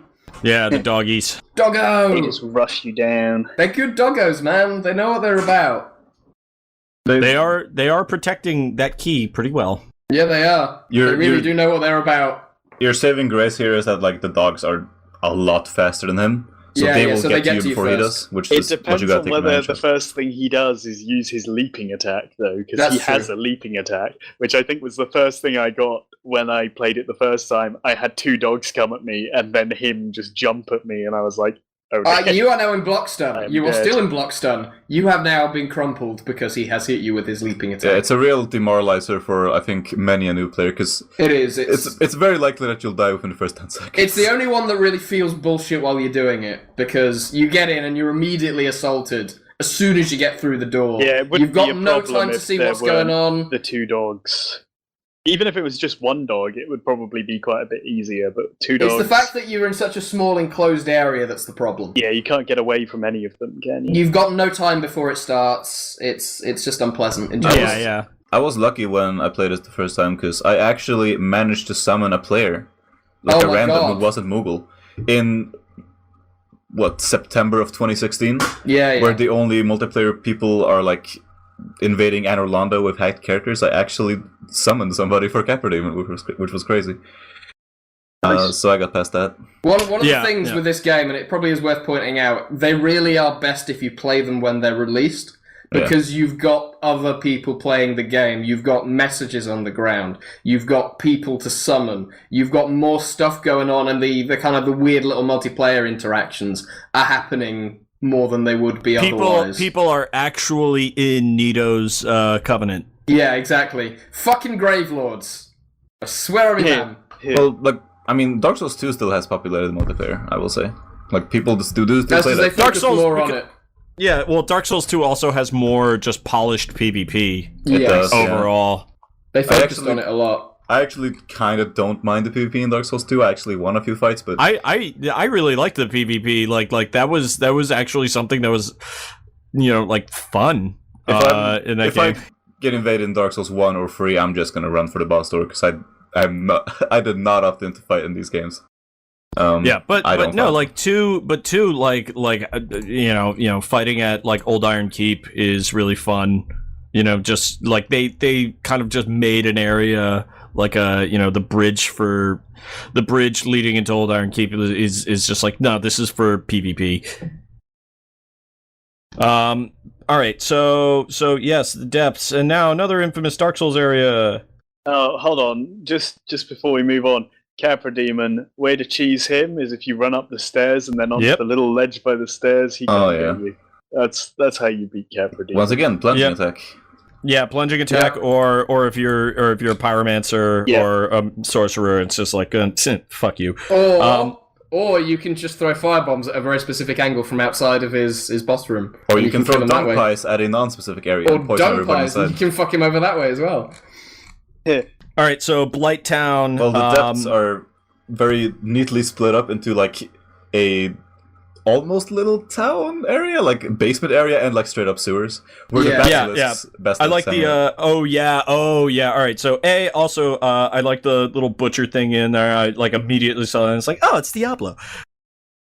Yeah. Yep. Yeah. Right. But why would you have your undead kitchen and near the sewers of all places? Like there's plenty because of then you can dump all the fucking bones and shit also, down for the giant rat to eat. Yeah. Also, it's just one of those things where it's like he's hollow and he's just kind of doing this like autonomously, like he's just like chef? repeating some. Yeah, he's doing some shit he did in life. Note: the chefs are all female. No, Manager Mildred is a female. The other two are men. I thought that no, she's not one of the chefs. Yes, she is. She's dressed the same. No, the chefs have she's got the cleaver and she's got the hood, but like the chefs themselves like are like big beefy boys. Let me remember this. And they have the I remember a different game. They have smocks. I mean, we could get into it's totally a man. We could get into like it's like, oh well, body type doesn't infer, and those could be man tits, but like it's conveyed as a male figure. Miyazaki confirmed specifically that the butchers are all female. Miyazaki. Sorry. Fucking Miyazaki. Sorry. Got Miyazaki'd again. Shit. Yep. Go director. I was gonna bring up Word of God, you bastard. I was gonna whatever. Death of the author. Death of the author. Everything I say is right now. I was gonna say you rescue Laurentius here, and he's in a barrel for some reason. Yeah, because a lot of people kill him. They're waiting to cook him. And he's like, to cook, yeah, he talks about like, oh, let me out or she'll eat me. Yeah. That's probably Manager Mildred, but I thought it was about the giant rat at first. It's the butchers, Mildred, everybody. It's just everyone's fucked there. I love Laurentius. He's my favorite character. Yeah, possibly the entire series. He's my favorite character. Oh my God, purely because of his voice acting. He's so nice. Voice acting like this total like beta male. Like he's like he tries to make out that what he does my is friend? really awesome. Everything is great. It's like, now you're a pyromancer of the Great Swamp, and he's like, yeah, I'm sorry. Don't go getting yourself killed. Don't you dare go hollow. Don't you dare. Because you're my only friend, and I don't got anyone else. Exactly. Hey, he's like, he found a promising student. He gives you a piece of himself. He's like, he's fucking serious about it as well. Yeah. He sees your potential where nobody else does. Like, I like the fact that he is one of the only legitimately friendly, doesn't have any hidden agenda for you, doesn't have anything. He's like, thanks for saving me. You really saved my life. I'm going to give you a piece of my fucking soul. Take it with you. Look after it. Well, yeah, That's it. that is also kind of like the hidden kind of like quirk of him. Like it's like okay, so fucking Solaire, super great buddy, but like he's not playing fucking insane. He's not playing with a full deck. No, he's not. But with Laurentius, I think the thing is, again, he's like this very lonely sad person, and he just wants he's a also friend. insane because he willingly he was happy when he became an undead because he's like, yeah, I can travel to Lordran, I can go on the pyromancy, I'm the best. Yeah. And we'll get to Sigmar, but and Sigmar as well because he's awesome. Yeah, he's my favorite. But he's also the most broken. But yeah. All right. So the depths, you can summon Solaire. And you can summon Lauren, again. But don't do either because they suck at this fight. Yeah, and you're better off just going it You're better alone off because not having the health buff to the boss. Just want to talk about and killing the it. basilisks you find down here. Oh god, yes. Oh my god, best introduction to them ever. You miss that one jump, and then it's just like, okay, there's all these stone people, and all of those stone people are other players. Yeah. Yeah, that's a cool mechanic. I was gonna say, so like before playing Dark Souls, I knew of one enemy through pop culture osmosis, and that was the basilisks. It's the basilisks. The fucking basilisks. I think total like Solaire, Ornstein, Smo, and basilisks. That's what I knew about Dark Souls before playing it. They're just cool. I think that it's cool that there is one enemy where they're easy once you know what to expect, but the first time you gotta go, and it's like, okay, this is actually like an incredibly deadly enemy, and this is the first time something threatens you with anything more than just like dying and going to a bonfire. I don't like them. I don't like the fact that the curse is a permanent sort of, well, not permanent obviously, but it's a long-term weakness for you because, you know, when you get cursed the first time, you won't have a curse stone. You don't know where to get curse stones to remove them. Well, if you did go to the shortcut to Firelink Shrine from the Copper Demon fight, like that merchant does sell them. She does, but you didn't necessarily do that. Even if you did, you wouldn't necessarily have looked at her inventory. That's how I went to the Copper Demon the first time. I didn't buy one because I'm like, what the fuck is this? This is probably some stupid multiplayer shit, you know? Yeah. I bought one just in case. I did get cursed on my second playthrough because I did not want to get cursed. But no, didn't get cursed. Then they aren't too big of a problem as long as you know you got to respect. As long as you the don't panic. cloud. If it's when you panic that they kill you, basically, because you stop paying attention, you focus, you like tunnel vision on killing the one that you can see and not paying attention to managing the crowd, and then bad things happen after that. I always buy one curse removing stone from Oswald, just in case. Absolutely. Yeah. But what else is going on down there? Giant fucking rat is going on down there. Oh, that's easy then. He's fun though. I like him. Yeah, no, that's actually like a fun fight, and it's one that even like newer players you can use a shield against, and you're not going to get completely fucked. And it's not just a giant version of the normal rat enemy. It actually has a moveset. It has its own moveset. It has its own animation if you plunge attack it. Because you plunge, I can't remember if you plunge attack onto a weapon that's already embedded in it, because it's got like a weapon in its head. Yeah. It's got all sorts of stuff going on there. Depths is also where you see Kirk.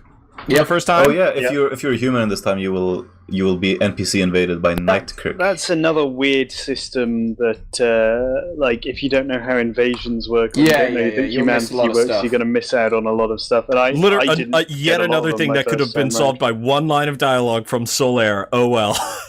Yeah. Like if he just said it, if he literally just said, though, if you are human, then you may see yourself meeting, hostile. He could have done it in quirky ways. Like, but he doesn't get that concept. Why would he get that concept? Yeah, true. Because everyone's friendly. Cooperation. No, he's not that crazy.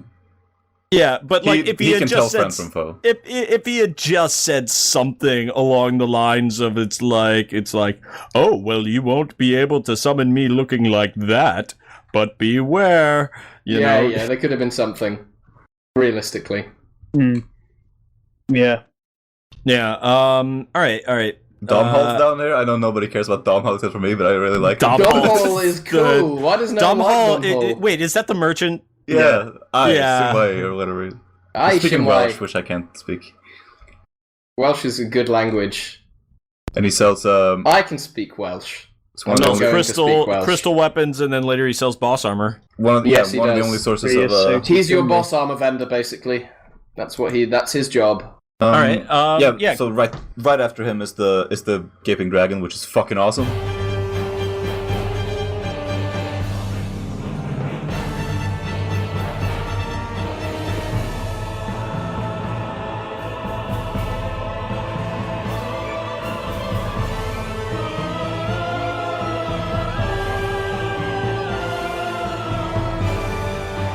Awesome intro. Fantastic intro. Fucking vagina dentata everywhere. Fucking distressing. It is a very like shit yourself with fear moment He until was you realize just a little crocodile. until you realize it's like, oh, actually no, I can just run around the back of it and it can't You do can. anything to What me. you do have to be wary of with him is that his walking, unlike most enemies in the game, just his walking animation does a fucking ridiculous amount of damage. If you get hit by his legs as they're going by you. It's another boss where you can get a tail. Yep. Yeah, it's, the- once Which I we think get is, tail. yeah, that's like a nice, cool little like achievement All dragons thing. can have the tails cut in the game, so that's your delineating factor. Dragons. Yeah. Every let's- dragon loses its tail and yearns for a surrogate. No, like it's once you kind of get the patterns, it's not a difficult boss at all. It's in fact one of the only bosses I can beat without even risking taking any damage. But just beating this huge guy feels so awesome. The first time you does. do it, It really holy is. shit, I beat him. that's- He was that's- one of the standout moments of like the announcement trailer for Dark Souls, well, it was called Project Dark back then. Was just this massive fucking the big thing where he spreads his rib cage and then he slams down. And that was like, oh my god, it looks so good. Well, the only really huge boss in Demon Souls was a puzzle boss, so that doesn't really count. Puzzle bosses. I mean, technically, Storm Ruler, Oh yeah, but he's also a Storm also King, kind of a whatever his puzzle boss. name was. Like he's a gimmick boss. He's a at the very gimmick least. boss. Yeah, he's a gimmick But boss. I think the thing with just the lore side of Gaping Dragon that's cool is Oh, it's awesome. Yeah, no, it's like no, it's not a dragon. It may have been a dragon it was previously. a dragon but once. There was a dragon once, but it's just this all-consuming hunger has turned everything into a giant. It's become a mouth to eat things. That's what it is now. But it was it was supposed to be like it's not a lie. It was supposed to be corrupted by life in the same way that I guess like demons were, I guess, in some ways. That was kind of the Yeah, point. because dragons aren't. Dragons are actually dead. They're living, not alive. are I should say they're not dead. They're They're like not a alive. rock. They're rocks. They're minerals. Dragon is a mineral. A dragon is a mineral. Well, it drops a humanity when you kill it, so I guess maybe that suggests. I think that was one of the things that was supposed to suggest that. Yeah. But so do rats. Yeah, but rats eat people. I guess it's indicating that this it's thing eating eats things. everything. It's eating things, therefore it's corrupt. It's being corrupted by the fact that it's been eating things. Because rats have humanity because they eat people. I think was the was the thing. Yeah, and humanity is the dark soul. Yes.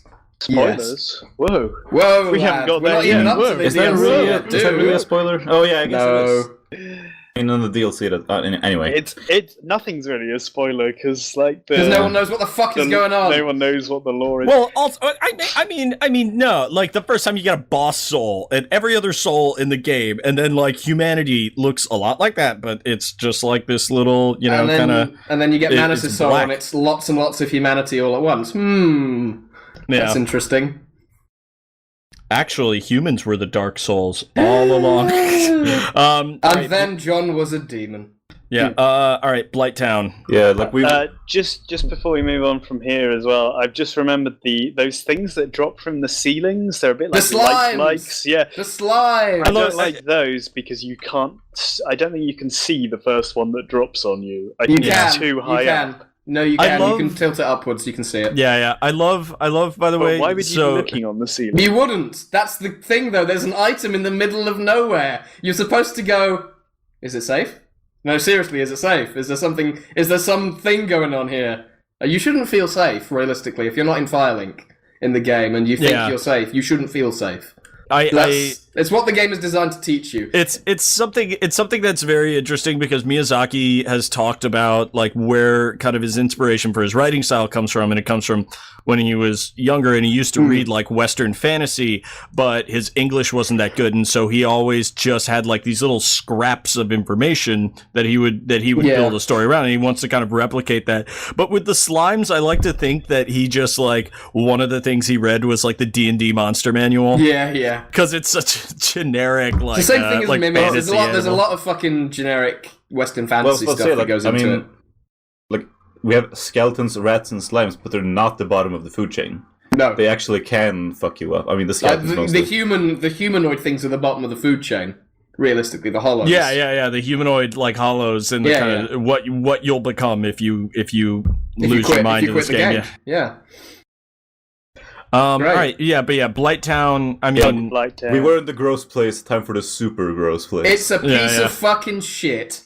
Which okay. So because we're going into Blighttown right now, Dung Pie's really cool hidden mechanic. They give you the toxic debuff that they give you is significantly less deadly than the one from the blow dart people. Oh, so you can toxic yourself with that to get the less bad toxic. Yep. It's great. But would it have been things in life, would it have been satisfying if there was just like an NPC there? In ages past, when we found a place where there were people with blow darts. We covered the shit. old witch used the dung of many, it's so fun to find that out on your own. Honestly, something like that wouldn't be out of place in something like the Iliad or fucking Beowulf or something. Again, speaking to the mythological things, it's like, well, how did you beat these people with like siren, this evil siren song? And it's like, well, everybody else just hid, but like I and stuffed their ears with wax, but I tied myself to a mast. I wanted to hear it, so I tied myself to the mast and told everyone to fucking ignore me until we were out. It's the best. When you're not in the actual like initial exploration mode of it, like the first playthrough of Blighttown is just like abuse. It is. Especially if you go in from the depths, you're probably going to. When you know what you're doing, though, it's not that bad because you just know it's like, all right, I need to just get through here as quick as fucking possible. I think the thing is, though, when you know what you're doing, you don't go into Blighttown. You go through New Londo, you take the back door and you just jump down and then you're done. Yeah. You don't touch Blighttown unless you for some reason want the katana. That's I was about to say the rad ninja armor and the katana. The rad ninja armor and the was it the Ayato? I can't remember. Ayato, yeah. She got on from killing the undead merchant. Yeah. Oh! Also, there's a whip there. Oh no, there is a whip there. You're right. Yeah. Right. So you can enchant. You can get a nice, cool fire whip and like. I don't actually remember the one thing that I don't remember from the game is what the layout of Upper Blighttown is like. Because I don't go there anymore. There's a lot of ladders. There's lots of ladders. There's lots of woods. It's very confusing. A viaduct sort of thing as well that you have to climb across, and some dogs come at you. Yes, there's dogs up in the rafters. Breathe fire. I seem to remember they breathe fire. Yes, they do. There is a bonfire there. There is, yes, thank fuck. Which is a really cool place for a bonfire because you can actually look up and see the wall of Anor Londo. Yes. And also and Firelink, and it's also just like in this very precarious like position, like it does hammer home, like if that area had gotten like a nice like second pass and was a bit better developed and didn't have the frame rate issues, like I think that could have been like a really cool area. I mean, even as it is, there's a lot of cool shit there, but I think there's that weird worm that's just attached to that thing as well that you can that it's just like this whole place is hostile to your presence. It would have been nice to have right before you actually go into Blighttown proper, from that first bonfire, to have a little bit of sunlight filter through from, like, Firelink and from Anor Londo, just to say, okay, you got through the depths, that was a really dark and fucking irritating place. Here's a little bit of fucking respite from that, and here's some sunlight. Now you go back into it again. Or at least, like, when you get out to the big channel, like, you see some of the sunlight filtering down into the river of muck. Like, and you can look up and see that, but, like, if there had been, like, you know, some god rays or something where it's like, here's this reminder that you're in this awful pestilent place. Yeah, Blighttown is one of my least remembered places because I don't go there anymore. I mean, no one goes there anymore who plays the game now. Besides the, like, besides obviously the poison and the swarm of goblin dudes. Yes. A lot of the frustration for most players is going to come from, this is the first place where you're gonna take a lot of fall damage. You'll fall and you'll just die. Yeah. You'll fall. Also, depending on whether or not you've been through Darkroot yet, you won't have any. You won't have any poisons. Clumps. You'll have none. So you're just like the toxic guys. They shoot you twice, and you are taking a lot of damage a second. That being said, and it's hard to see where they're shooting you from. Oh, absolutely. That being said, if you killed the giant rat, you should have got, if you went through the upper way where you fall down from the chef, shield. You've got the spider shield, which blocks it compely, which is really pleasant. No other shield in the game does that. It's specific to that shield, which is really neat. And then and also that those characters that the dart blowers can permanently die is good. You have to go. What is the lore behind Blighttown? Why is it such a horrible place? I don't think I got that at all from because of the Blightpuss. The what? Yeah. There was I remember something about that, like it was like Quelaag's sister consumed the Blightpuss. I don't quite know why. Oh yeah. Because she felt sorry for the people. So she tried to get rid of it, presumably. So it was already awful before then. I would assume that it was like where people went after New Londo got fucked. Because it's next to New Londo, and it's down from New Londo. I assume that that's where people went afterwards. Well, there's also like the demonic kind of corruption. Like there's like also they draw a connection between like insects and pestilence and the demons themselves. The demonic thing comes from that. Like this is just close to Isolith, and it's close to Isolith. It's close to New Londo, which got fucked itself. Yeah, basically, it's close to two places that got fucked. It's close to the survivors. sewers. I mean, it leads the way you get there is from the fucking sewers. And the sewers of the Burg and the all right. Yeah. So at least one wiki suggests that like the denizens of Blighttown, like the maggots and infected stuff, were brought when people were fleeing the bed of chaos. Yeah, I wouldn't surprise. Yeah, because like even in in Isolith, like there is, aside from like that big kind of Dravidian influence to a lot of the architecture, there's a lot of themes of, even in this like horrible place, there's maggots and there's just a general air of like kind of pestilence. Like there's that one area in Isolith that does have like all that swampy, like where you see Sigmire again, like how those really and all the Chaos those, Eaters are in there and doing their thing. Yeah, well, the Chaos Eaters, like at least like the mouths look quite similar to like, and you don't want to worms. plunging attack them because that's bad. Yeah, because that's bad. Fuck that noise. But yeah, alright, so domain looks really awesome from a distance. Like it looks so alien and weird. Seeing Quelaag's domain as this alien spiky growth across this shit swamp. Yeah, it's really strange, and like this is such a short area. Like there's some areas like this that are just one place, but. It's clearly not Blighttown anymore. And there's these egg carrier guys with huge eggs on their backs. They're really gross. And they're not hostile unless you try and fuck them up. There will be messages saying, try dashing through, try attacking, be wary of attacking. Yeah. And like, try to either spur you on to attack them or like get you to do the real good thing. Did any of you guys actually get the maggot head thing? I did. Well, I did because I tried to, because I wanted to know. I think I might have done, yeah. on my first time through. Like, there's no purpose to it, but it's cute, you know? I It's wish cool. it did something like maybe let you steal humanity like the Dark Yeah, Hand it does. just gives you a weird, like, poison Yeah, yeah. attack I think you can do with it. Because the whole That's point it. of the Spider Girl Covenant is to get humanity for her. So Yep. you know. So Yeah, you can yeah. so you can Well, cure that- her. That was one. Yeah, that was one that was another like unfinished thing. Yeah, all the factions were kind of rushed and Yeah, unfinished. Knight It's kind of Kirk. dull and Knight boring. Kirk is a member of that guild. I'm Yes, pretty sure. he Yeah. is. Yes, Quelaag's sister is his waifu, and he's hunting for humanity to give her. Desperately trying to Yes. give her that Yeah, 30 humanity so he can take the shortcut So into much- Lost And Island. save He doesn't care, Solaire. he can- And save Solaire. And avoid the dragon butts completely, because fuck dragon butts, which we'll get onto later. Oh my God! Wait a minute! Is Knight Kirk actually the good guy? Wow! No, Knight Kirk is... There's no good guys in this game, let's be honest. Really. There's some crazy guys who are doing things that happen to be good, but no one's really a good guy. There's some crazy people who do things that are associated with like positive emotions. Yeah, that's it. That's all you get. That's the Like, best, yeah, that's it's the not. best It's thing. not. Like, you've got good? Laurentius, who's legitimately friendly, and that's probably it. So I think Quelaag is kind of an underrated boss fight.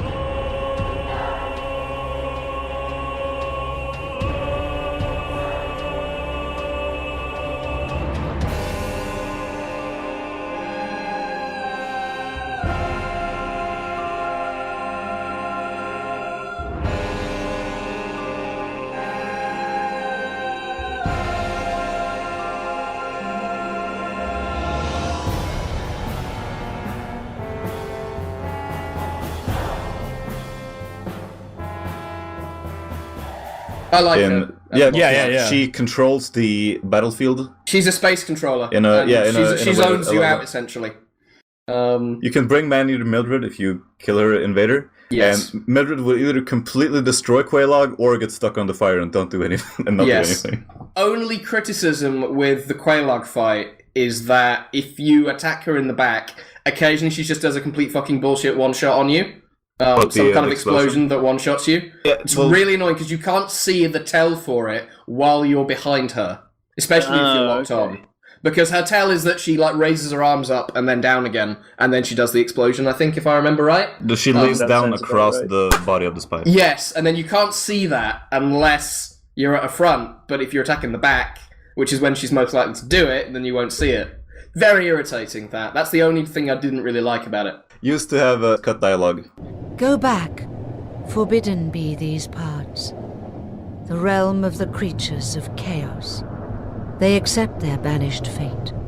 Go back, lest the flames devour all, and the children of chaos feed upon your charred ashes. In And the she's a Final Drider, Fantasy which is taxi. another fucking generic Western ass Oh, yeah. D&D enemy. Holy shit! I've never thought Yeah, about yeah, that. yeah. Well, she's like a fire drider. She's a Fire Drider, yeah. Her sister's dialogue is heartbreaking. It really is. It really is unpleasant. I've never listened to it. Like, If you take the old Witch's Ring at the beginning of the game, it's the only way you can do this is if you take that item. You can talk to her and she goes, She "Oh, thinks you're you're back, her Quelaag." sister, She thinks you're doesn't she? Quelaag. I'll be fine. I have you, dear sister. But promise me that you will take care of yourself. I am happy, really. I have you, don't I? And it's like, I killed your sister.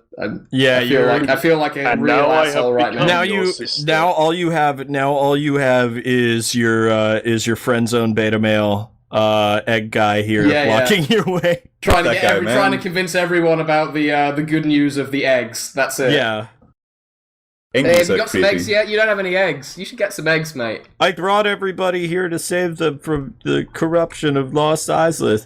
It's like, yeah, no, girl, No, I'm totally in your corner, but let's Like- talk about eggs. But yeah, you can't even further progress into Lost Isolith, at this point. No, because it doesn't let you because you need But- to, and you need to get the also- Lord Vessel. Discharge. At this point. Also, you get one of the few like straightforward hints in the game after you ring the bell, which is go back up. Yeah, there's a cutscene. If the game gives you a cutscene, you should pay attention to it because it's probably important. is the argument there. Well, it shows you a new area open. It shows you a new area. It shows you that you have made an impact upon the world. I know where to go now. And it's like the first time you've actually made an impact on the world at that point, when that happens. So it's like, oh, I've done something. I forget fucking what's-his-face's dialogue after that, Crestfallen Knights. I forget what it is. Because I know he's like first time you rang the bell, big fucking deal. That's when he shows up. That's when Frank shows up, and Frank shows up and he starts getting really fucking angry about the smell. It's the smell of his breath. Oh yeah. Did you ring the second bell? That is incredible, I must say. But now we have a new problem. It's noisy, it snores, and its breath is lethal. This is no laughing matter, I tell you. Damn, that stench. And I was really beginning to like it here. Maybe it's time I do something about it. Let's see, you want to do Ash Lake now? Can do. You can also do the initial part of Demon Ruins, because you can do Ceaseless Discharge. Let Moogle talk about mushrooms, because he was going to. The fucking mushrooms, dude! Mushrooms, alright. You see them, and there's the little ones, and you see the little ones, and you go, oh, and they run away from you, if I remember right. They don't try to attack you. Yeah. They run away from you, and you're like, oh, that's not hostile. And then they run towards the fucking big ones. And the big ones don't give a fuck. And you hit it, and you're like, yeah, I can do this. I've got a fire weapon, and it does fucking nothing. He punches you and you die. Everyone has seen the GIF, but I will 100% put in the show notes the GIF. No, that I fucking love that GIF. I immediately looked that up when you started talking about those mushrooms, because there's also the guy behind him is like pointing and it's like, go do it. There's a number of these that are my favourite ones. This one I like a great deal. There's a number of mushrooms in this game that are really good. Are mushrooms, so what are they? Matangos normally, I think they are, aren't they, in video games, if I remember right. Mushrooms are a kind of Western thing as well, big mushroom monsters. Have I got that right? Not sure about that. I haven't seen them in Japanese thing. Yeah, I can't, like, off the top of my head. It's a Japanese thing. The mushroom monster is a Japanese thing. I'm remembering it now. Because they are, the first time I encountered them in video games was probably Matangos and Secret of Mana. Mushrooms as well. Same models. Matango was the name of a mushroom race, in fact. Fucking Mario. Well, but Well, I'm speaking purely from an American perspective, but I think like mushrooms or like foods that come from mushrooms do make up a bit more of the diet of people in Japan than they do in America. Like mushrooms are a thing, but like. Regardless, people don't eat them that much in America. Regardless, fucking mushrooms in Dark Souls. Not even fucking once. They drop gold resin. They do drop gold resin, though. So there is an actual reward for killing them. Although if you kill the little ones, you have to feel like a complete fucking dick, because you're killing children. I find them interesting because they must be descended from... What's her name? Is it Elizabeth? Elizabeth, yes. The mushroom in in no, the because DLC. because you talk to they're from Ulasil, and oh man, Keep your eyes out when you play Dark Souls 3. Yeah, I wanted to talk about that, then I realised I couldn't. Yeah, I know, me too. If something appears in Dark Souls 1, there's probably a reference to it in Dark Souls 3. There are many references to Dark Souls 1 and 3. Anyway, and a couple of things from Dark Souls 2, which are... Dark Souls 2 has the Elizabeth mushroom as an item, but I think that's...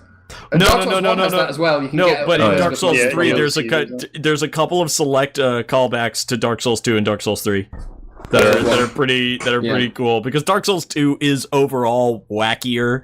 Like it is. If there's parts of Dark Souls 1, like I think the mushrooms, in terms of their design, do also have like a bit more of a sillier kind of look than a lot of the other enemies that are kind of like gross or like sad. It's one of those enemies that's designed to lull you into oh, that's kind of cute, and then it punches you and you die. But Dark Souls 2 was practically like, just like one step away from having orcs as bad guys. Like It does have dwarves. It does have dwarves. It has lion people. But the few callbacks to that in Dark Souls 3 are like, I really smiled because it is so like D&D Monster Manual. Anyway, Ash Lake, one of the only areas with background music, which is kind of weird.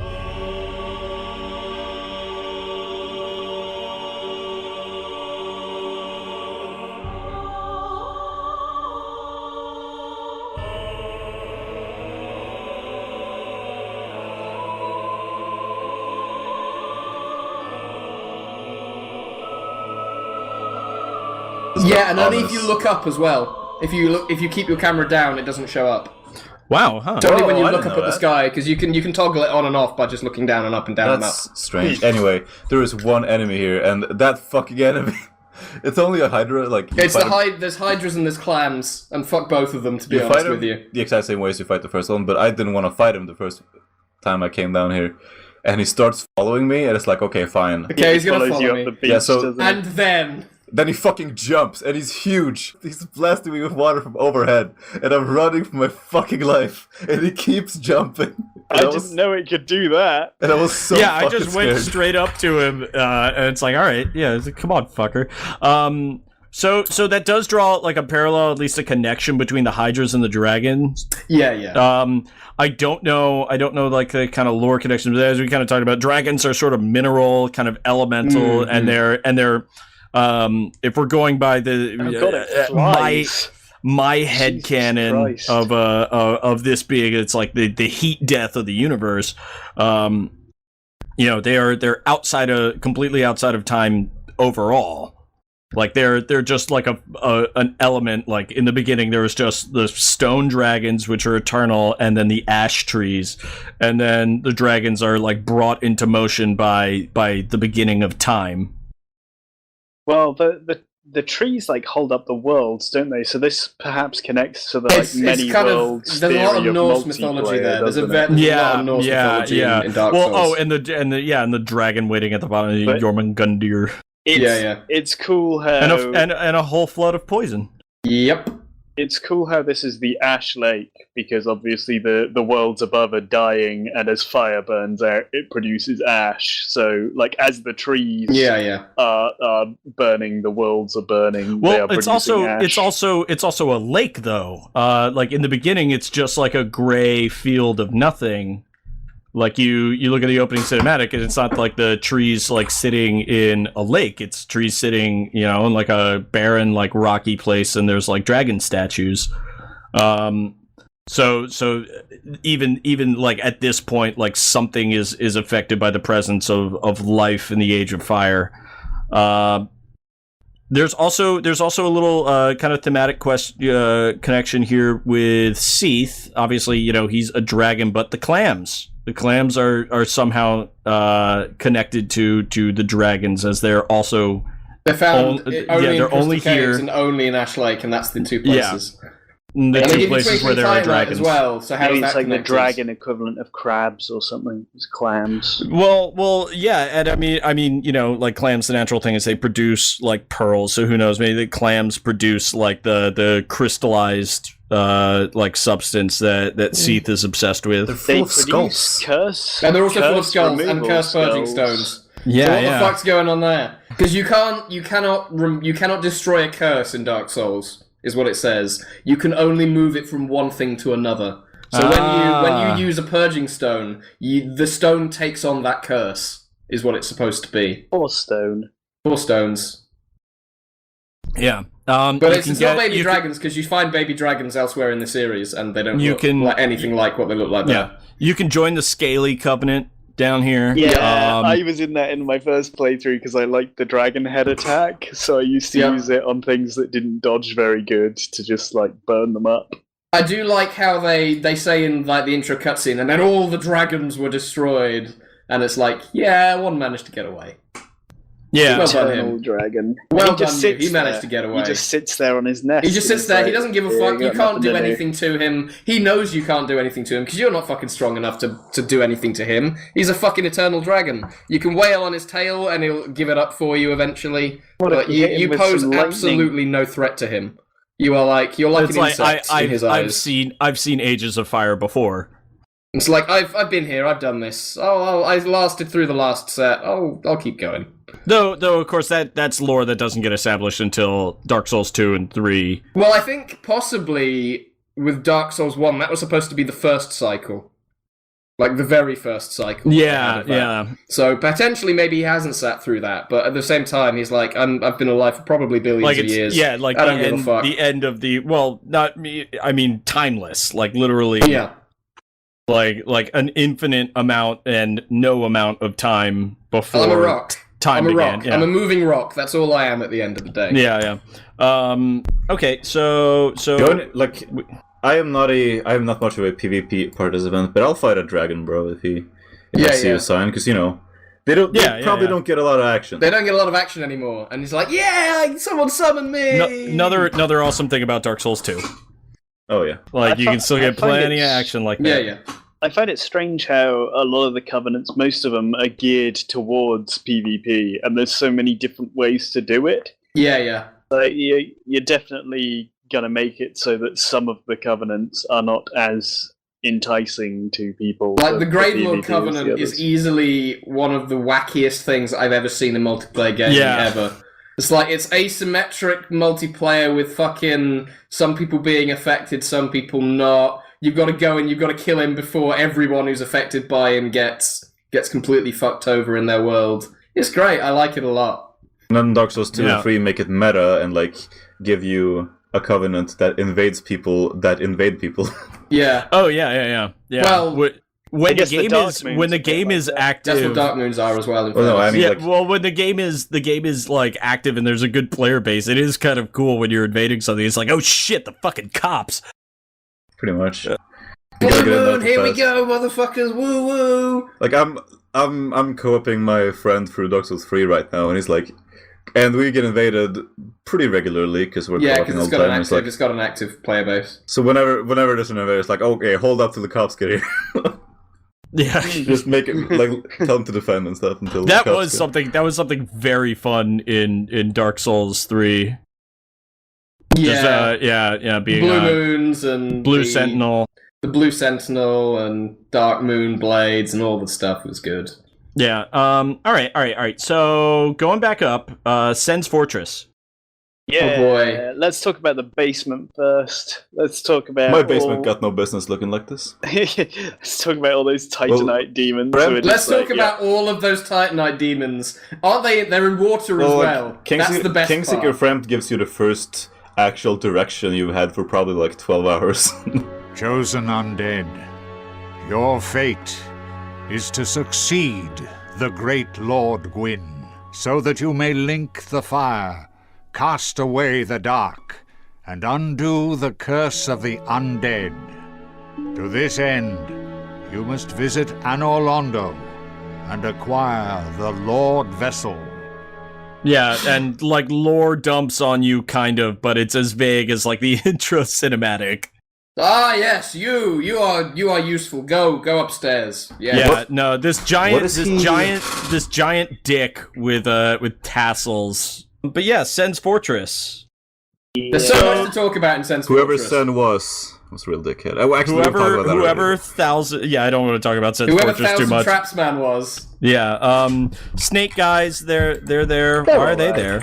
Oh yeah. So presumably because of. Okay, go on. I was gonna bring this up with the infested barbarians in Blighttown, but from now on, you're gonna be fighting a lot of enemies that are taller than you, and whenever you backstab them, you stab them right in the butt, and I find that really disturbing. You don't like that, do you? Especially with those fat guys in Blighttown. It's like you get it right in there. Because they have a right visible into crack that too. Fat man. Yeah, well, they're just wearing like a thong, aren't they? It's not as bad as Bloodborne with the fucking pigs, though. Let's be honest. Oh, yeah. Where you stick your hand in their anus. And Bloodborne has you like very unceremoniously fisting a pig at one point. Yep. Well, I mean, again, trying to make you uncomfortable. Yep. It completely fucking works. Yeah, like not you're just as them, eh? They've got my sword. There's a much better like creepy moment involving pigs later in Bloodborne. It's not that. If you can't get in through the Valley of the Drakes, then you got to go in through Blighttown. Christ almighty. Sen's Funhouse also gave us this image, which pleases me greatly, I will never stop linking this. Sen's Fortress is another D&D kind of thing. It is. It very much is. It's also a really, really heavily designed level, if that makes sense. Yeah, it's very video gamey. It is, and I like that. You know, it's made as a trial.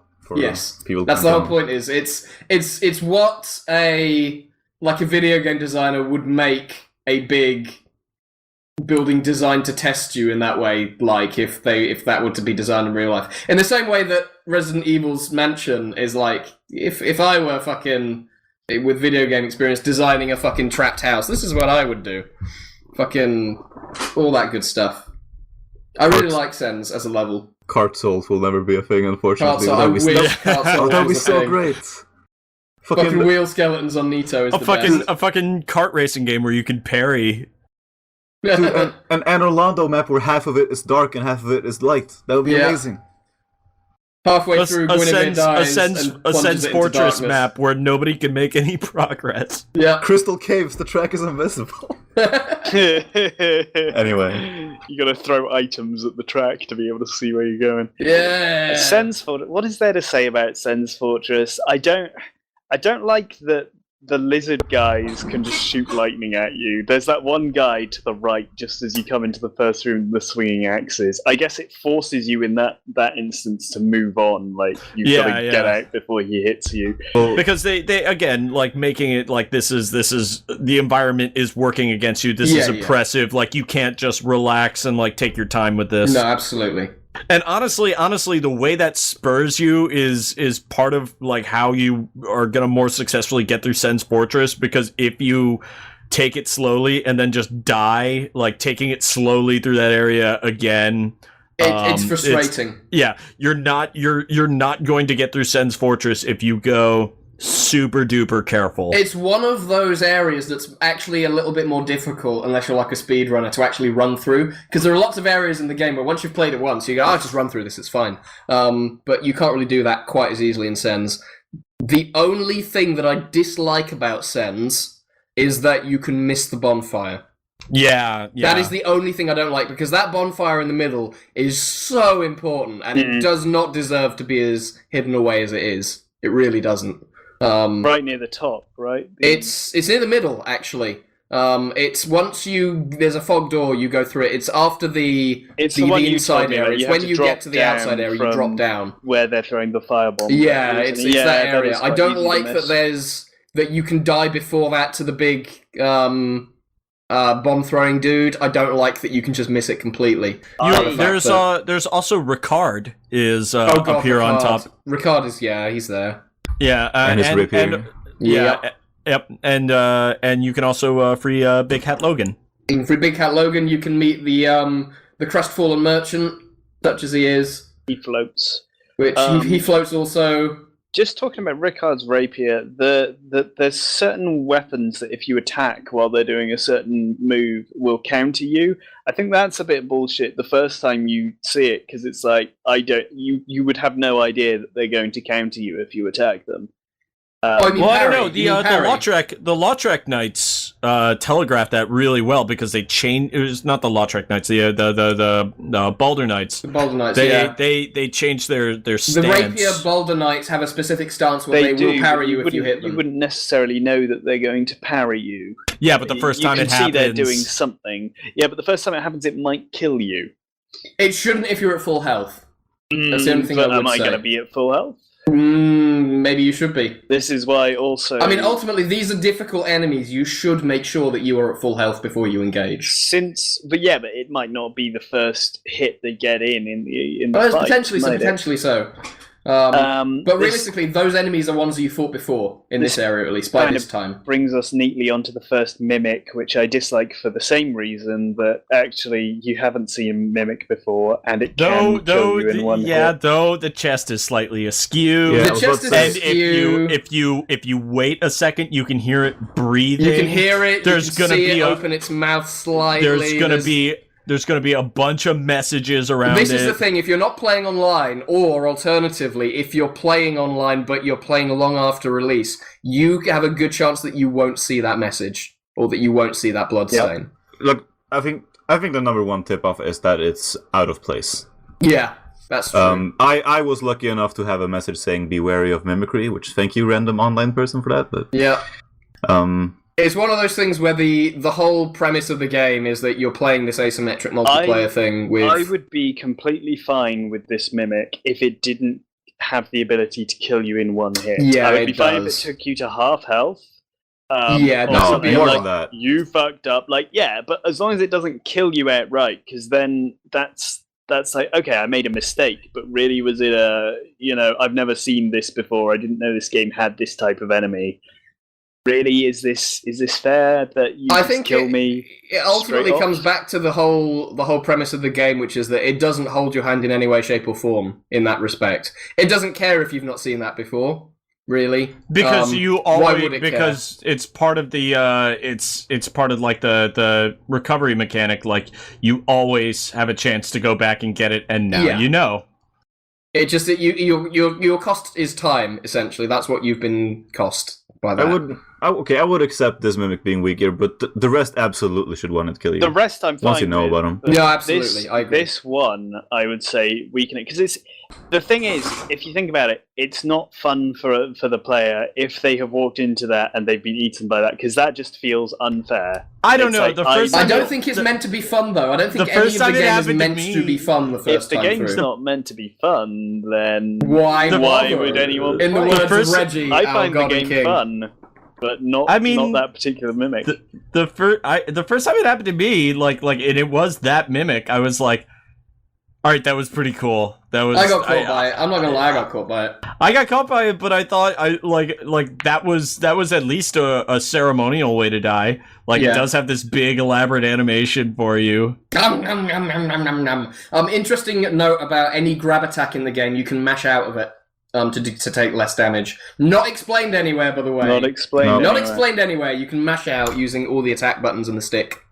And you will take less damage. On average, I think it's about half damage, maybe 2/3 of what you'd normally take. As a little side note, how creepy of a detail is it that the mimics breathe? Also got that little giggle that they do, which is really creepy. They're really creepy enemies. Karate kicks. And the karate kicks. Yeah, no, their animations. The fucking punt is what it does.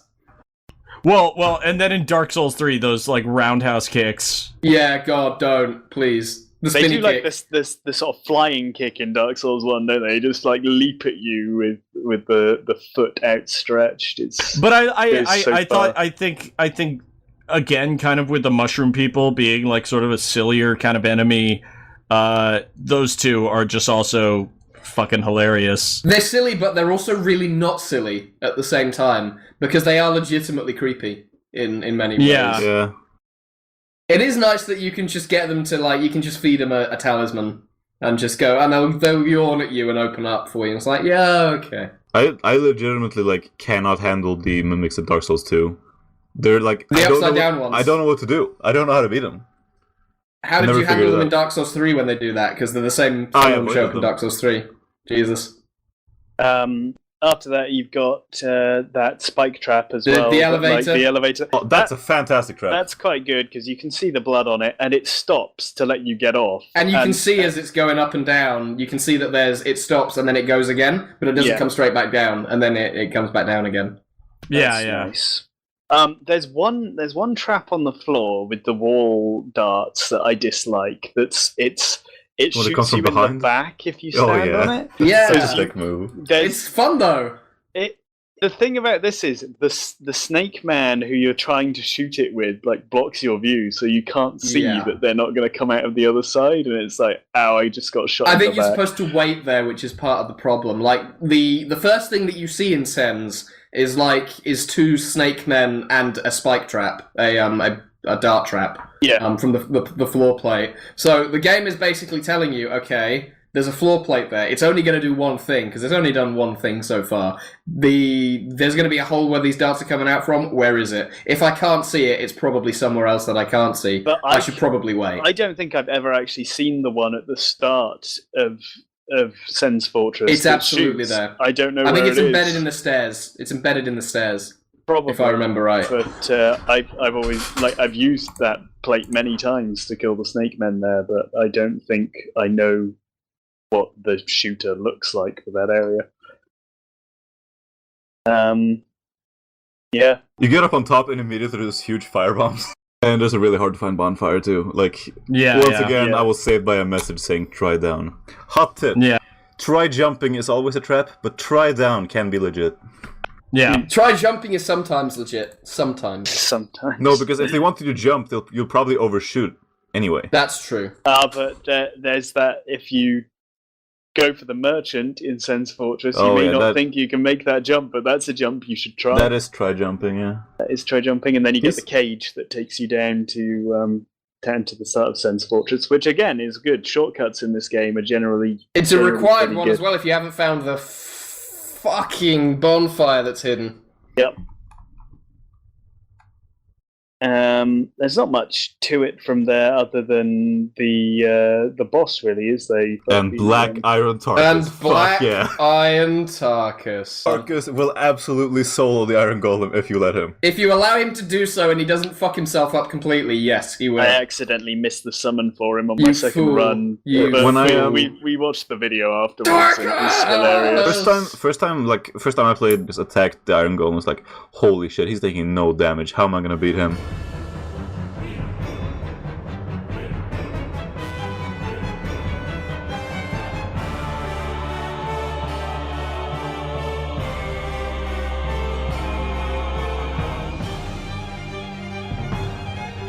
But you can topple him. And then just hit him in the face. Nice. Again, this is another one of those Demon Souls things. He is Tower Knight. Tower Knight, yeah. He's Tower Knight. And Tower Knight is one of my favourite bosses in the whole series. I really like Tower Knight. Looks unbeatable from the beginning, but yeah, it's one of these. Oh my god, he's so fucking big.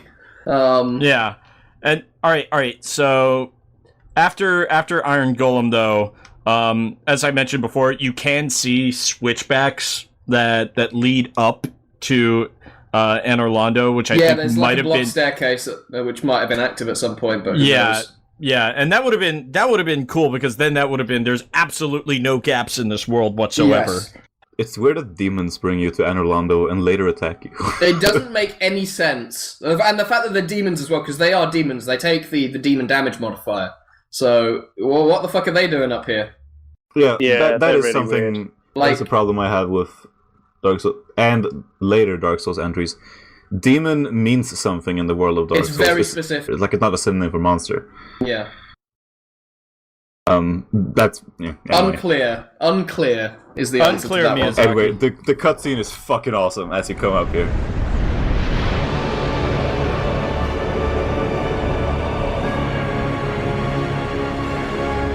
I like that two of them grab you, and then one of them's just along for the ride. He's like, "Hey guys, can I come with you to grab the new undead?" Yeah. Yeah. Well, all right. So let's hold on. Let's puzzle this out. Okay, so the demons came from Izalith, yeah. But they weren't around in the Golden Age. They were created when the Witch of Izalith tried to link the fire. Yeah. So that is actually something that is more recent. And we see that some people escaped from that corruption still somewhat intact, right? Like Quelaag's sister, Quilana, escaped from there as well. Quelaag and Quelaag's sister did not escape intact. They weren't spider people from the beginning. They weren't spider people from the beginning. I know that, but Quelaag's sister still talks. Oh yeah. And then Quelana absolutely did escape. But we don't know if that kind of corruption sort of in there just fundamentally like changes them. But if the initial goal was to replicate the first flame, then could not the demons there be at least somewhat aware of that, having been like former kind of members from the people from sort of the Golden Age, the Age of the Gods?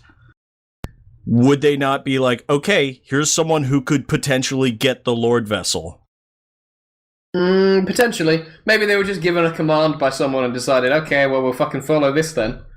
Unclear who, though. These are the only ones with wings as well. So no, the ones that attack you have wings.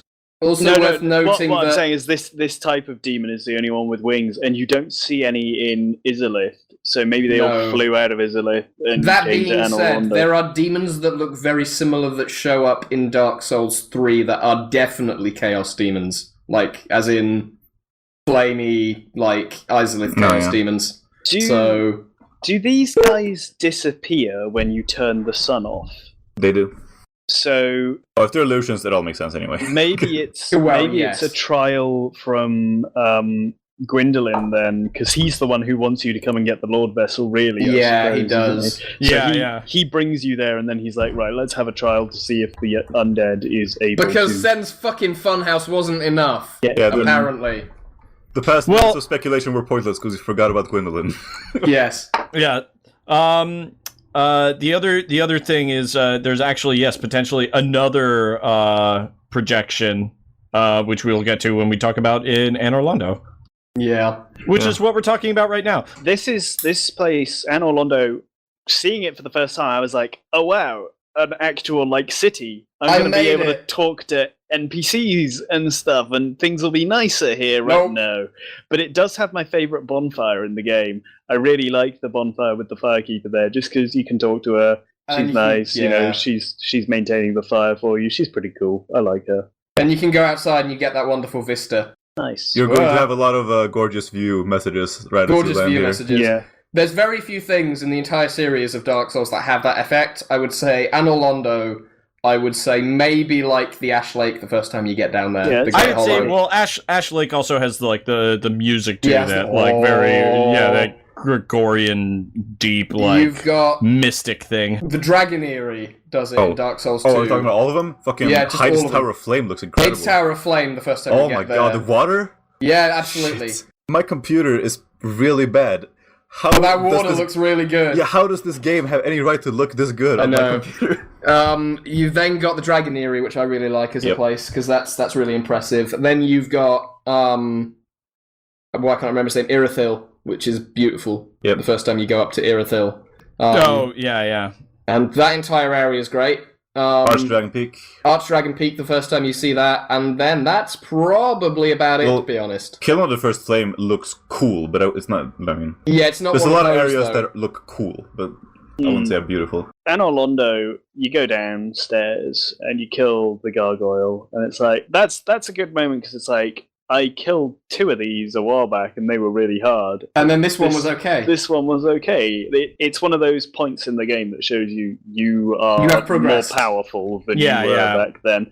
And if not just like more savvy, like if this wasn't like a bullshit 2-on-1, you can easily take these. Bosses showing up later on in a game as like normal enemies is one of my favourite things in games. I like it a lot. I enjoy it, especially in like an action RPG where both your mastery as a player and your character stats improve, because you're like, going to this guy again. I remember this guy, and you get that little twig in the memory, that little bit of not quite nostalgia because it's not quite long enough ago for that to be a thing, but this is fine. I'm comfortable with this. I think it works here as well, because in some games it's like you defeat a boss, and then in the next level it's like there's miniature versions of him. It's like, but in Dark Souls, it's padded out enough. Like the ones that return are the gargoyles, the Capra demons, and the Taurus demon. Really, yeah. And then you have to fight the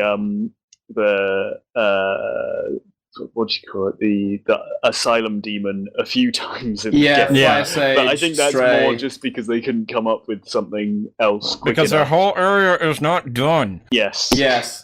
The whole game was not done. Don't tell them. The first area of Anor Londo is really low density in terms of enemy count. The first area of Anor Londo, really, but it really is, low density. and that is like kind of a breath of fresh air. But the first way you have to you have to get somewhere is directly through... after sends, and it's like, okay, I've just gone through this fucking slog. Can I have a little bit of a break? And the game goes, okay, you can have a little bit of a break. Yes, just but the first actual area of action is precariously walking above a cathedral, having knives thrown at you. Oh boy! Even before that, you've got to walk up that long. Yes, it's called a flying buttress. A flying buttress. You better get used to them because they happen a lot in the Dark problem Souls, with the flying buttress is that you have that problem with the camera. You pass where underneath it'll be like, an arch. You pass underneath two arches as you walk up you go it. to the left now, you've fallen. It took me a while in Anor Londo to figure out that you had to go up there, actually. Yes. I fought the gargoyle, and then I was like, where do I go? What do I do now? I went around for a while. I got to the fog gate, which goes to Seath's area, and I was like, well, I can't go there. So I came back down, and I went, is that window broken up there? It looks like it is. It looks like I could get up there. How do I get up there? Oh, this little pathway. Okay. And once again, the message system bailed me out here. I had some kind person left me a message just saying, here. Yes. And I didn't have to look anything up. Because one of the most annoying things you can do in the entire game, by the way, as an invader, and you don't even have to get into combat, is all you have to do is when the person you've invaded is towards the start of the level, you lower the lift again. Oh, you son of a bitch. And they can't call it back up again. They have to go all the way through the fucking cathedral, all the way through the fucking rafters again to get back there. It is the most annoying thing you can do. I used to do that to people when the game first came out. I would invade an Anor Londo, get them on the other side of it, change the lift, and then just leave.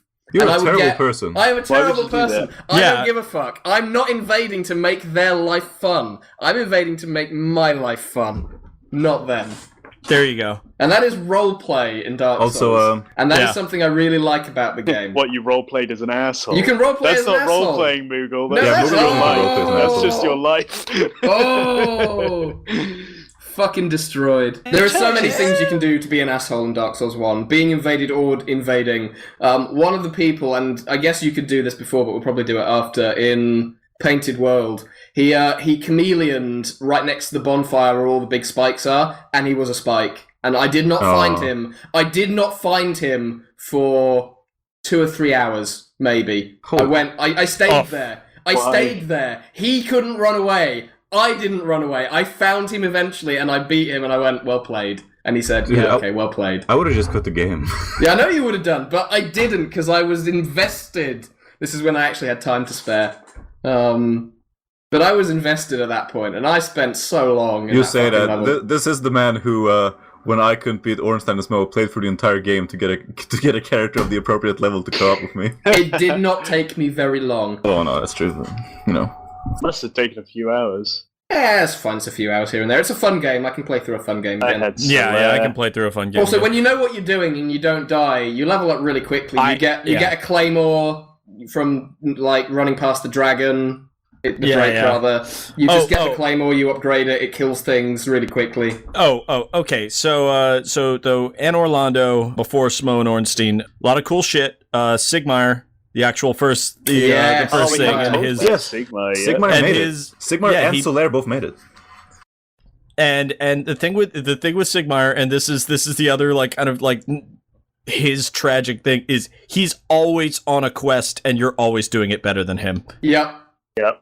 It's like, why did you do that without me? I would have done it with you, and he probably would have done all right. And it's not even in like it's not even in like an asshole kind of gloating way. He's just like he's in the same way that Solaire is looking for his son. God damn it! He just wants to do heroic stuff, and you keep cock blocking him. Well, that's why his daughter's like after him, because she knows he's not that great, and she's like, she's after him because she thinks she has to kill him because that's their tradition in Katarina is that they fucking kill their undead because that's what they do. Because Sieglind isn't undead, if I remember right. She's just a person.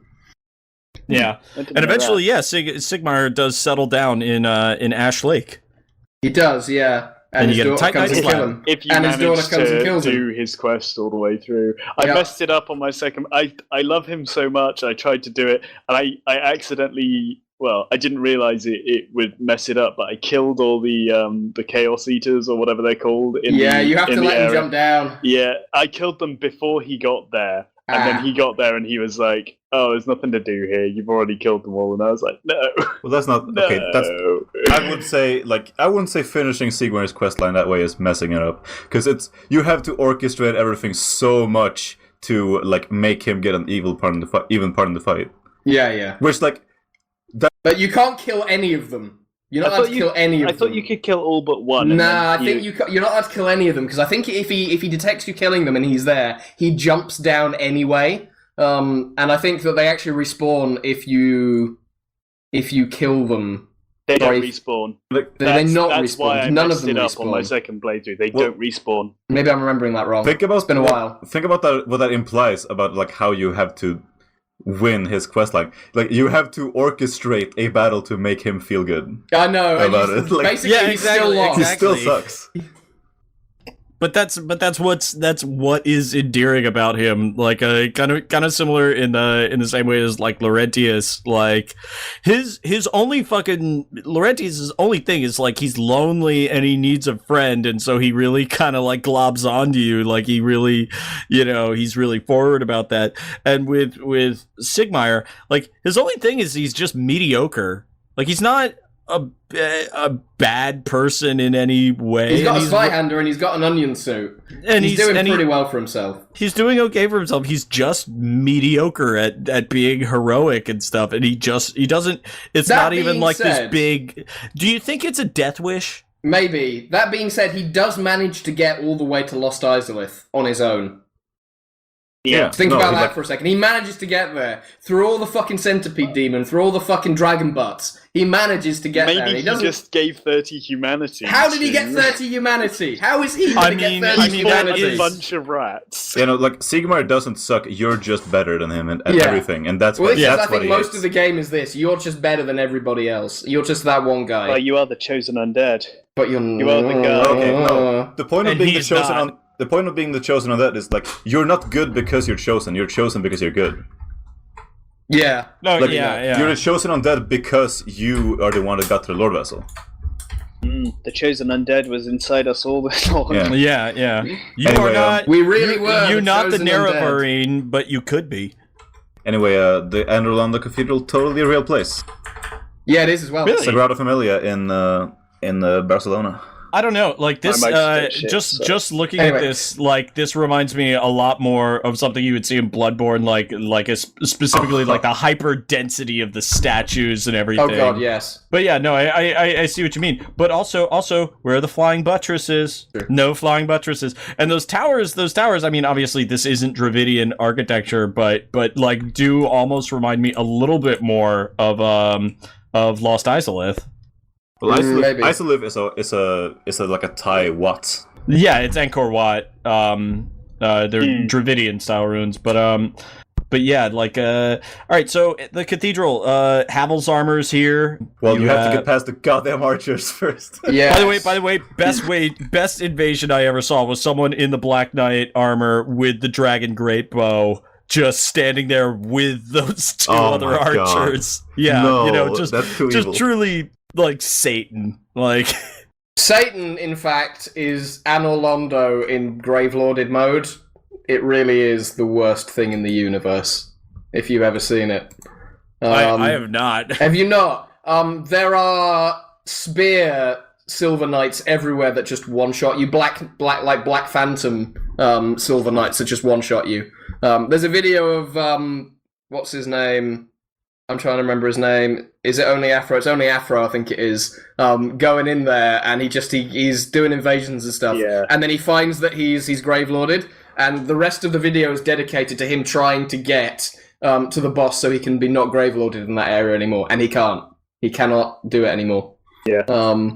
His run is over. He has been destroyed. It's really fun though. The whole area, the way it's set up, the challenge, the bullshit. If you block here, you're gonna die. Don't block, dude. Just run. The run up to Yep. the two guys with the bows. My first character was like quite a heavy guy. He ended up being basically Havel. Yeah, you would be quite useless there, really. So I tried walking up with my shield out. And you'll just get knocked off. On my second run, this was the first time in the game I parried. So I went up. I had to collect my souls because I died going after the left-hand one first.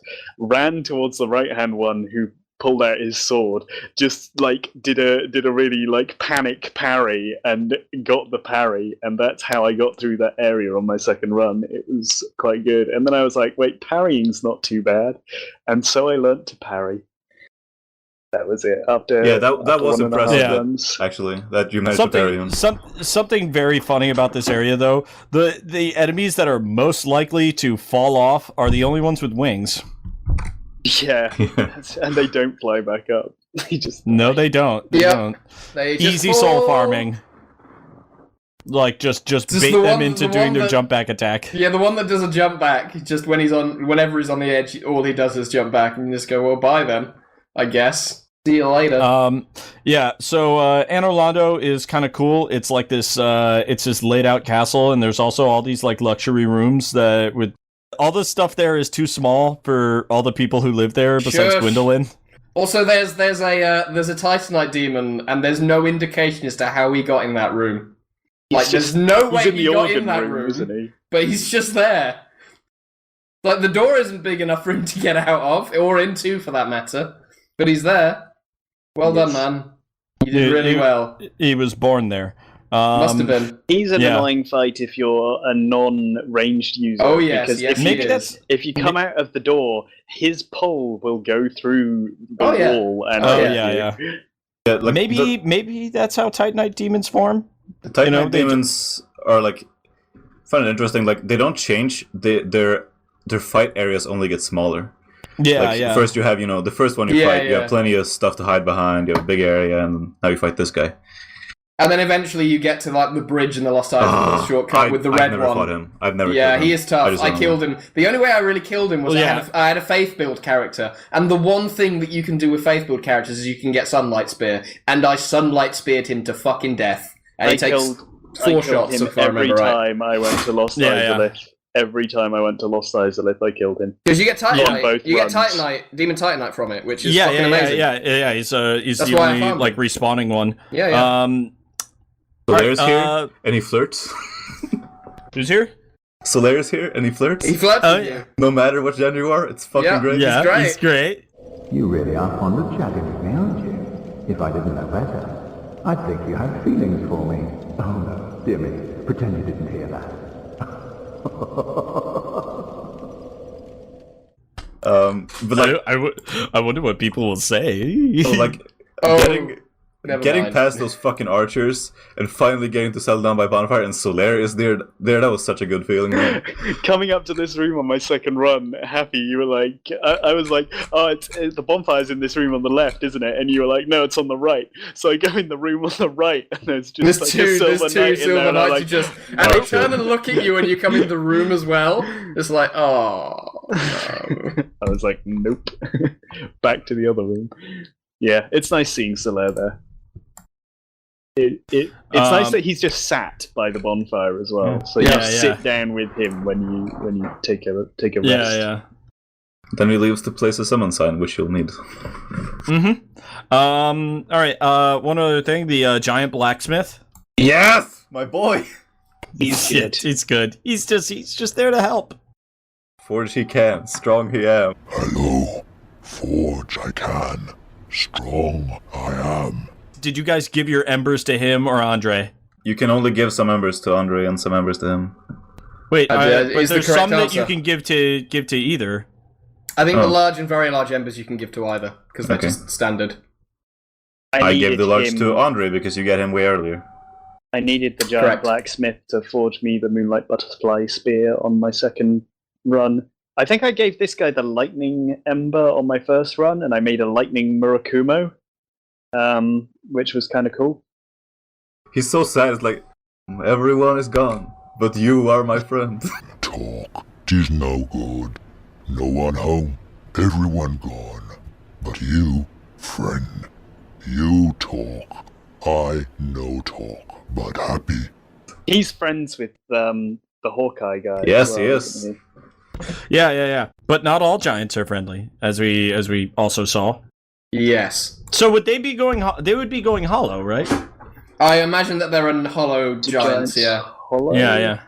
This guy isn't hollow because he loves his work. He loves his work too much. And then happy. Then. And then we go fight Ornstein and Smo. He could fight Lautrec. You can also fight Lautrec in that room. Oh, yes, yeah. That fucking snake. Lautrec and the fucking Beastie Boys. Like, Beastie Boys. There, like, Lark and the fucking They are people that he summoned in to fight you as an invader. That's all that's fucking going on there. It's fucking ridiculous. See, I forgot about Lautrec because as soon as he gets to Firelink, I kick him off the cliff. Yes. Yeah, thanks for telling me to do that as well. He gives you the ring of favor and protection, which is the best in the game. You can just do that to him? Yeah, you can just kick him off the edge. And he doesn't even do anything, because a kick is a non-hostile action. It doesn't do damage. But awesome. If you don't, he'll murder your fucking Firekeeper, he has been keeping his eyes on for like 10 hours.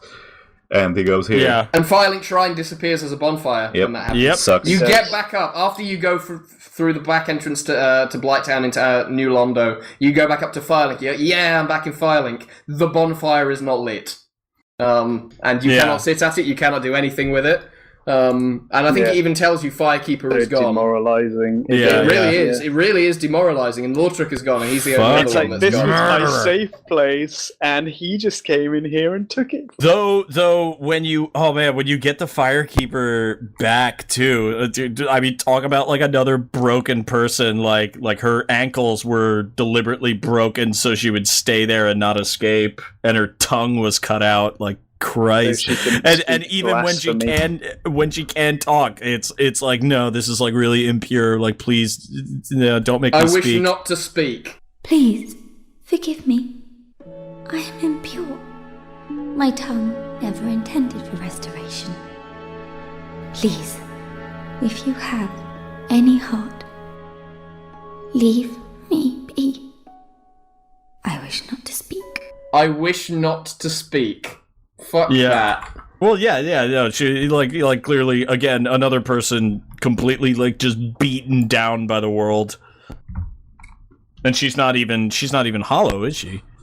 No, she's not. No, well, she can't be hollow, I guess, because she's a there's something special about the Firekeeper soul. Well, they have white souls actually.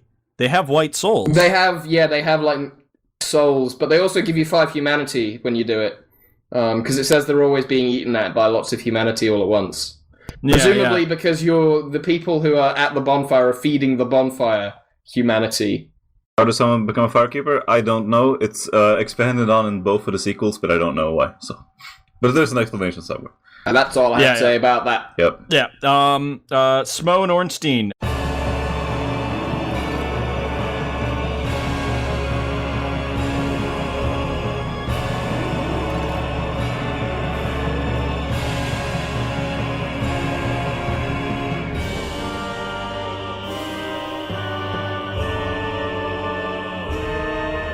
Yeah, this is another one that's designed for co-op, and I think my theory, like, I don't know because I wasn't there, but is this why Anor Londo is such a popular PvP area? Because people go human here to. Yes, absolutely. That's part of it. That absolutely. Also, it just looks really cool. Yeah, I got invaded. And there's like a lot of cool shit around it. I did Ornstein and Smo solo the first time I played. Me too.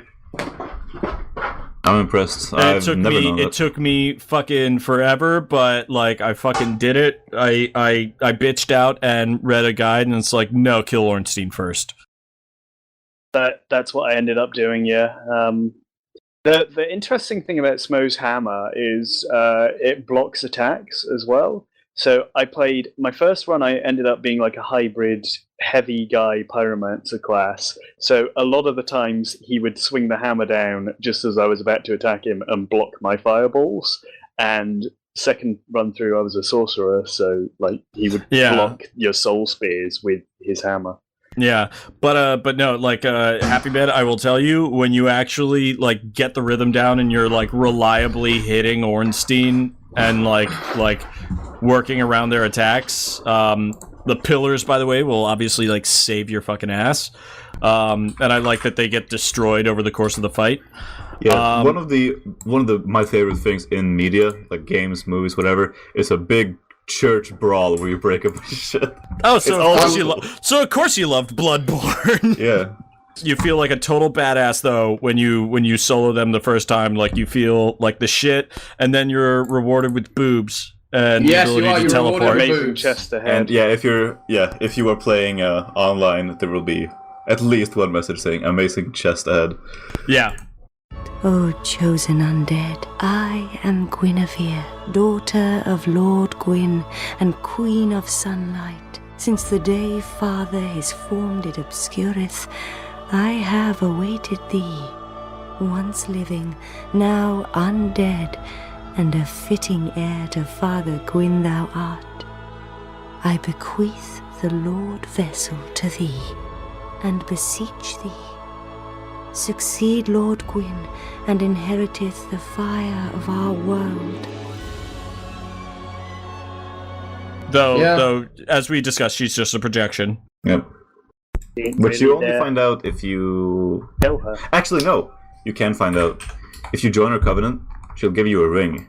And the item description of the ring says... She's gone! Princess Gwynevere left long ago. She married the flame god Flam and fucked off. Yeah. And so, whatever's standing in front of you is not her, so you'll throw something at her and that's it. It's just Gwendolyn imagining her. Yeah, speaking of that, so why is Gwynevere so huge? It's a good question. I mean, like the artistic standpoint, it does like, create this cool, like big, like, mothering sort of figure, even though she's like the princess. Like it is, do you think she's huge in real life, or do you think just the projection of her? See, that's what I was getting at, because this is a completely inane theory, but I think it's so funny. Like, so Gwynevere leaves before Gwendolyn, like, maybe when Gwendolyn's a kid, he never meets her. Oh. And when he's creating this illusion of Anor Londo, he looks at the huge statue of her in the cathedral, and she's standing next to two much smaller statues of knights. And he's like, "Oh, my sister was huge." Hey guys, what am I? Hey guys, we're just wrapping up now, Catsman. Actually. So I'm gonna stick in here because I'm doing my race anyway, and if Cats wants to talk, then we can talk. Right. I guess. I've been summoned. Whatever. You've been summoned. Am I disrupting the podcast? We're talking about the halfway point in the game, and that's when we're going to stop because the game is too big. Finally, you can warp between fucking bonfires. Finally. Yes, finally. So originally, this is like third-party information for me. Originally, there were a lot less warp points. You could only warp between Covenant locations. Oh, really? That explains why the Covenant locations are all distributed across the entire world, though. Yeah. It's silly how late in the game you get warping, because it's so useful for, especially while you're in Anor Londo. If you don't feel up to the challenge and you want to go, I don't know, say buff your pyromancy, you got to go back to Sen's Fortress. You got to go down Sen's Fortress. You got to go back to the Firelink Shrine, all that way. And sure, there's shortcuts to it, but it's a good 15-minute walk from Anor Londo's first bonfire. And so I think it is nice. Plane. It is nice because it is like a big reward. I think you should have been able to walk back to at least Firelink, though. Yeah.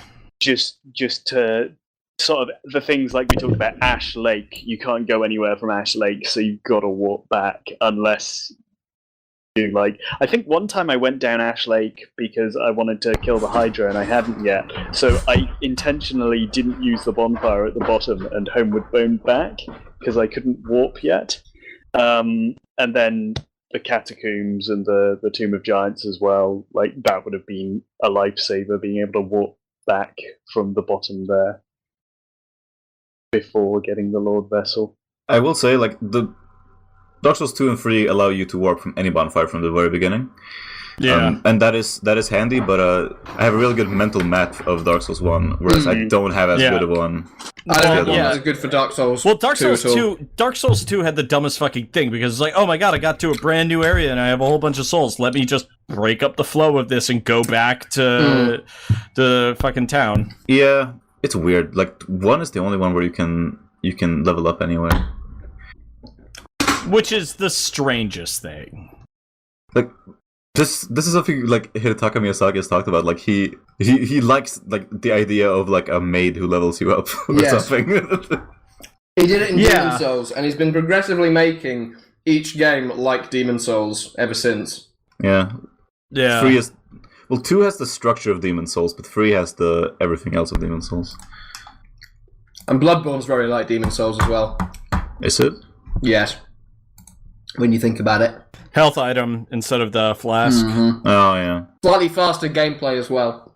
Demon Souls isn't faster than Dark Souls. Alright. It's slightly less defensive. That is anyway. part 1 of the game book club for Dark Souls. And we're going to be back at some point with the rest of the game and the DLC.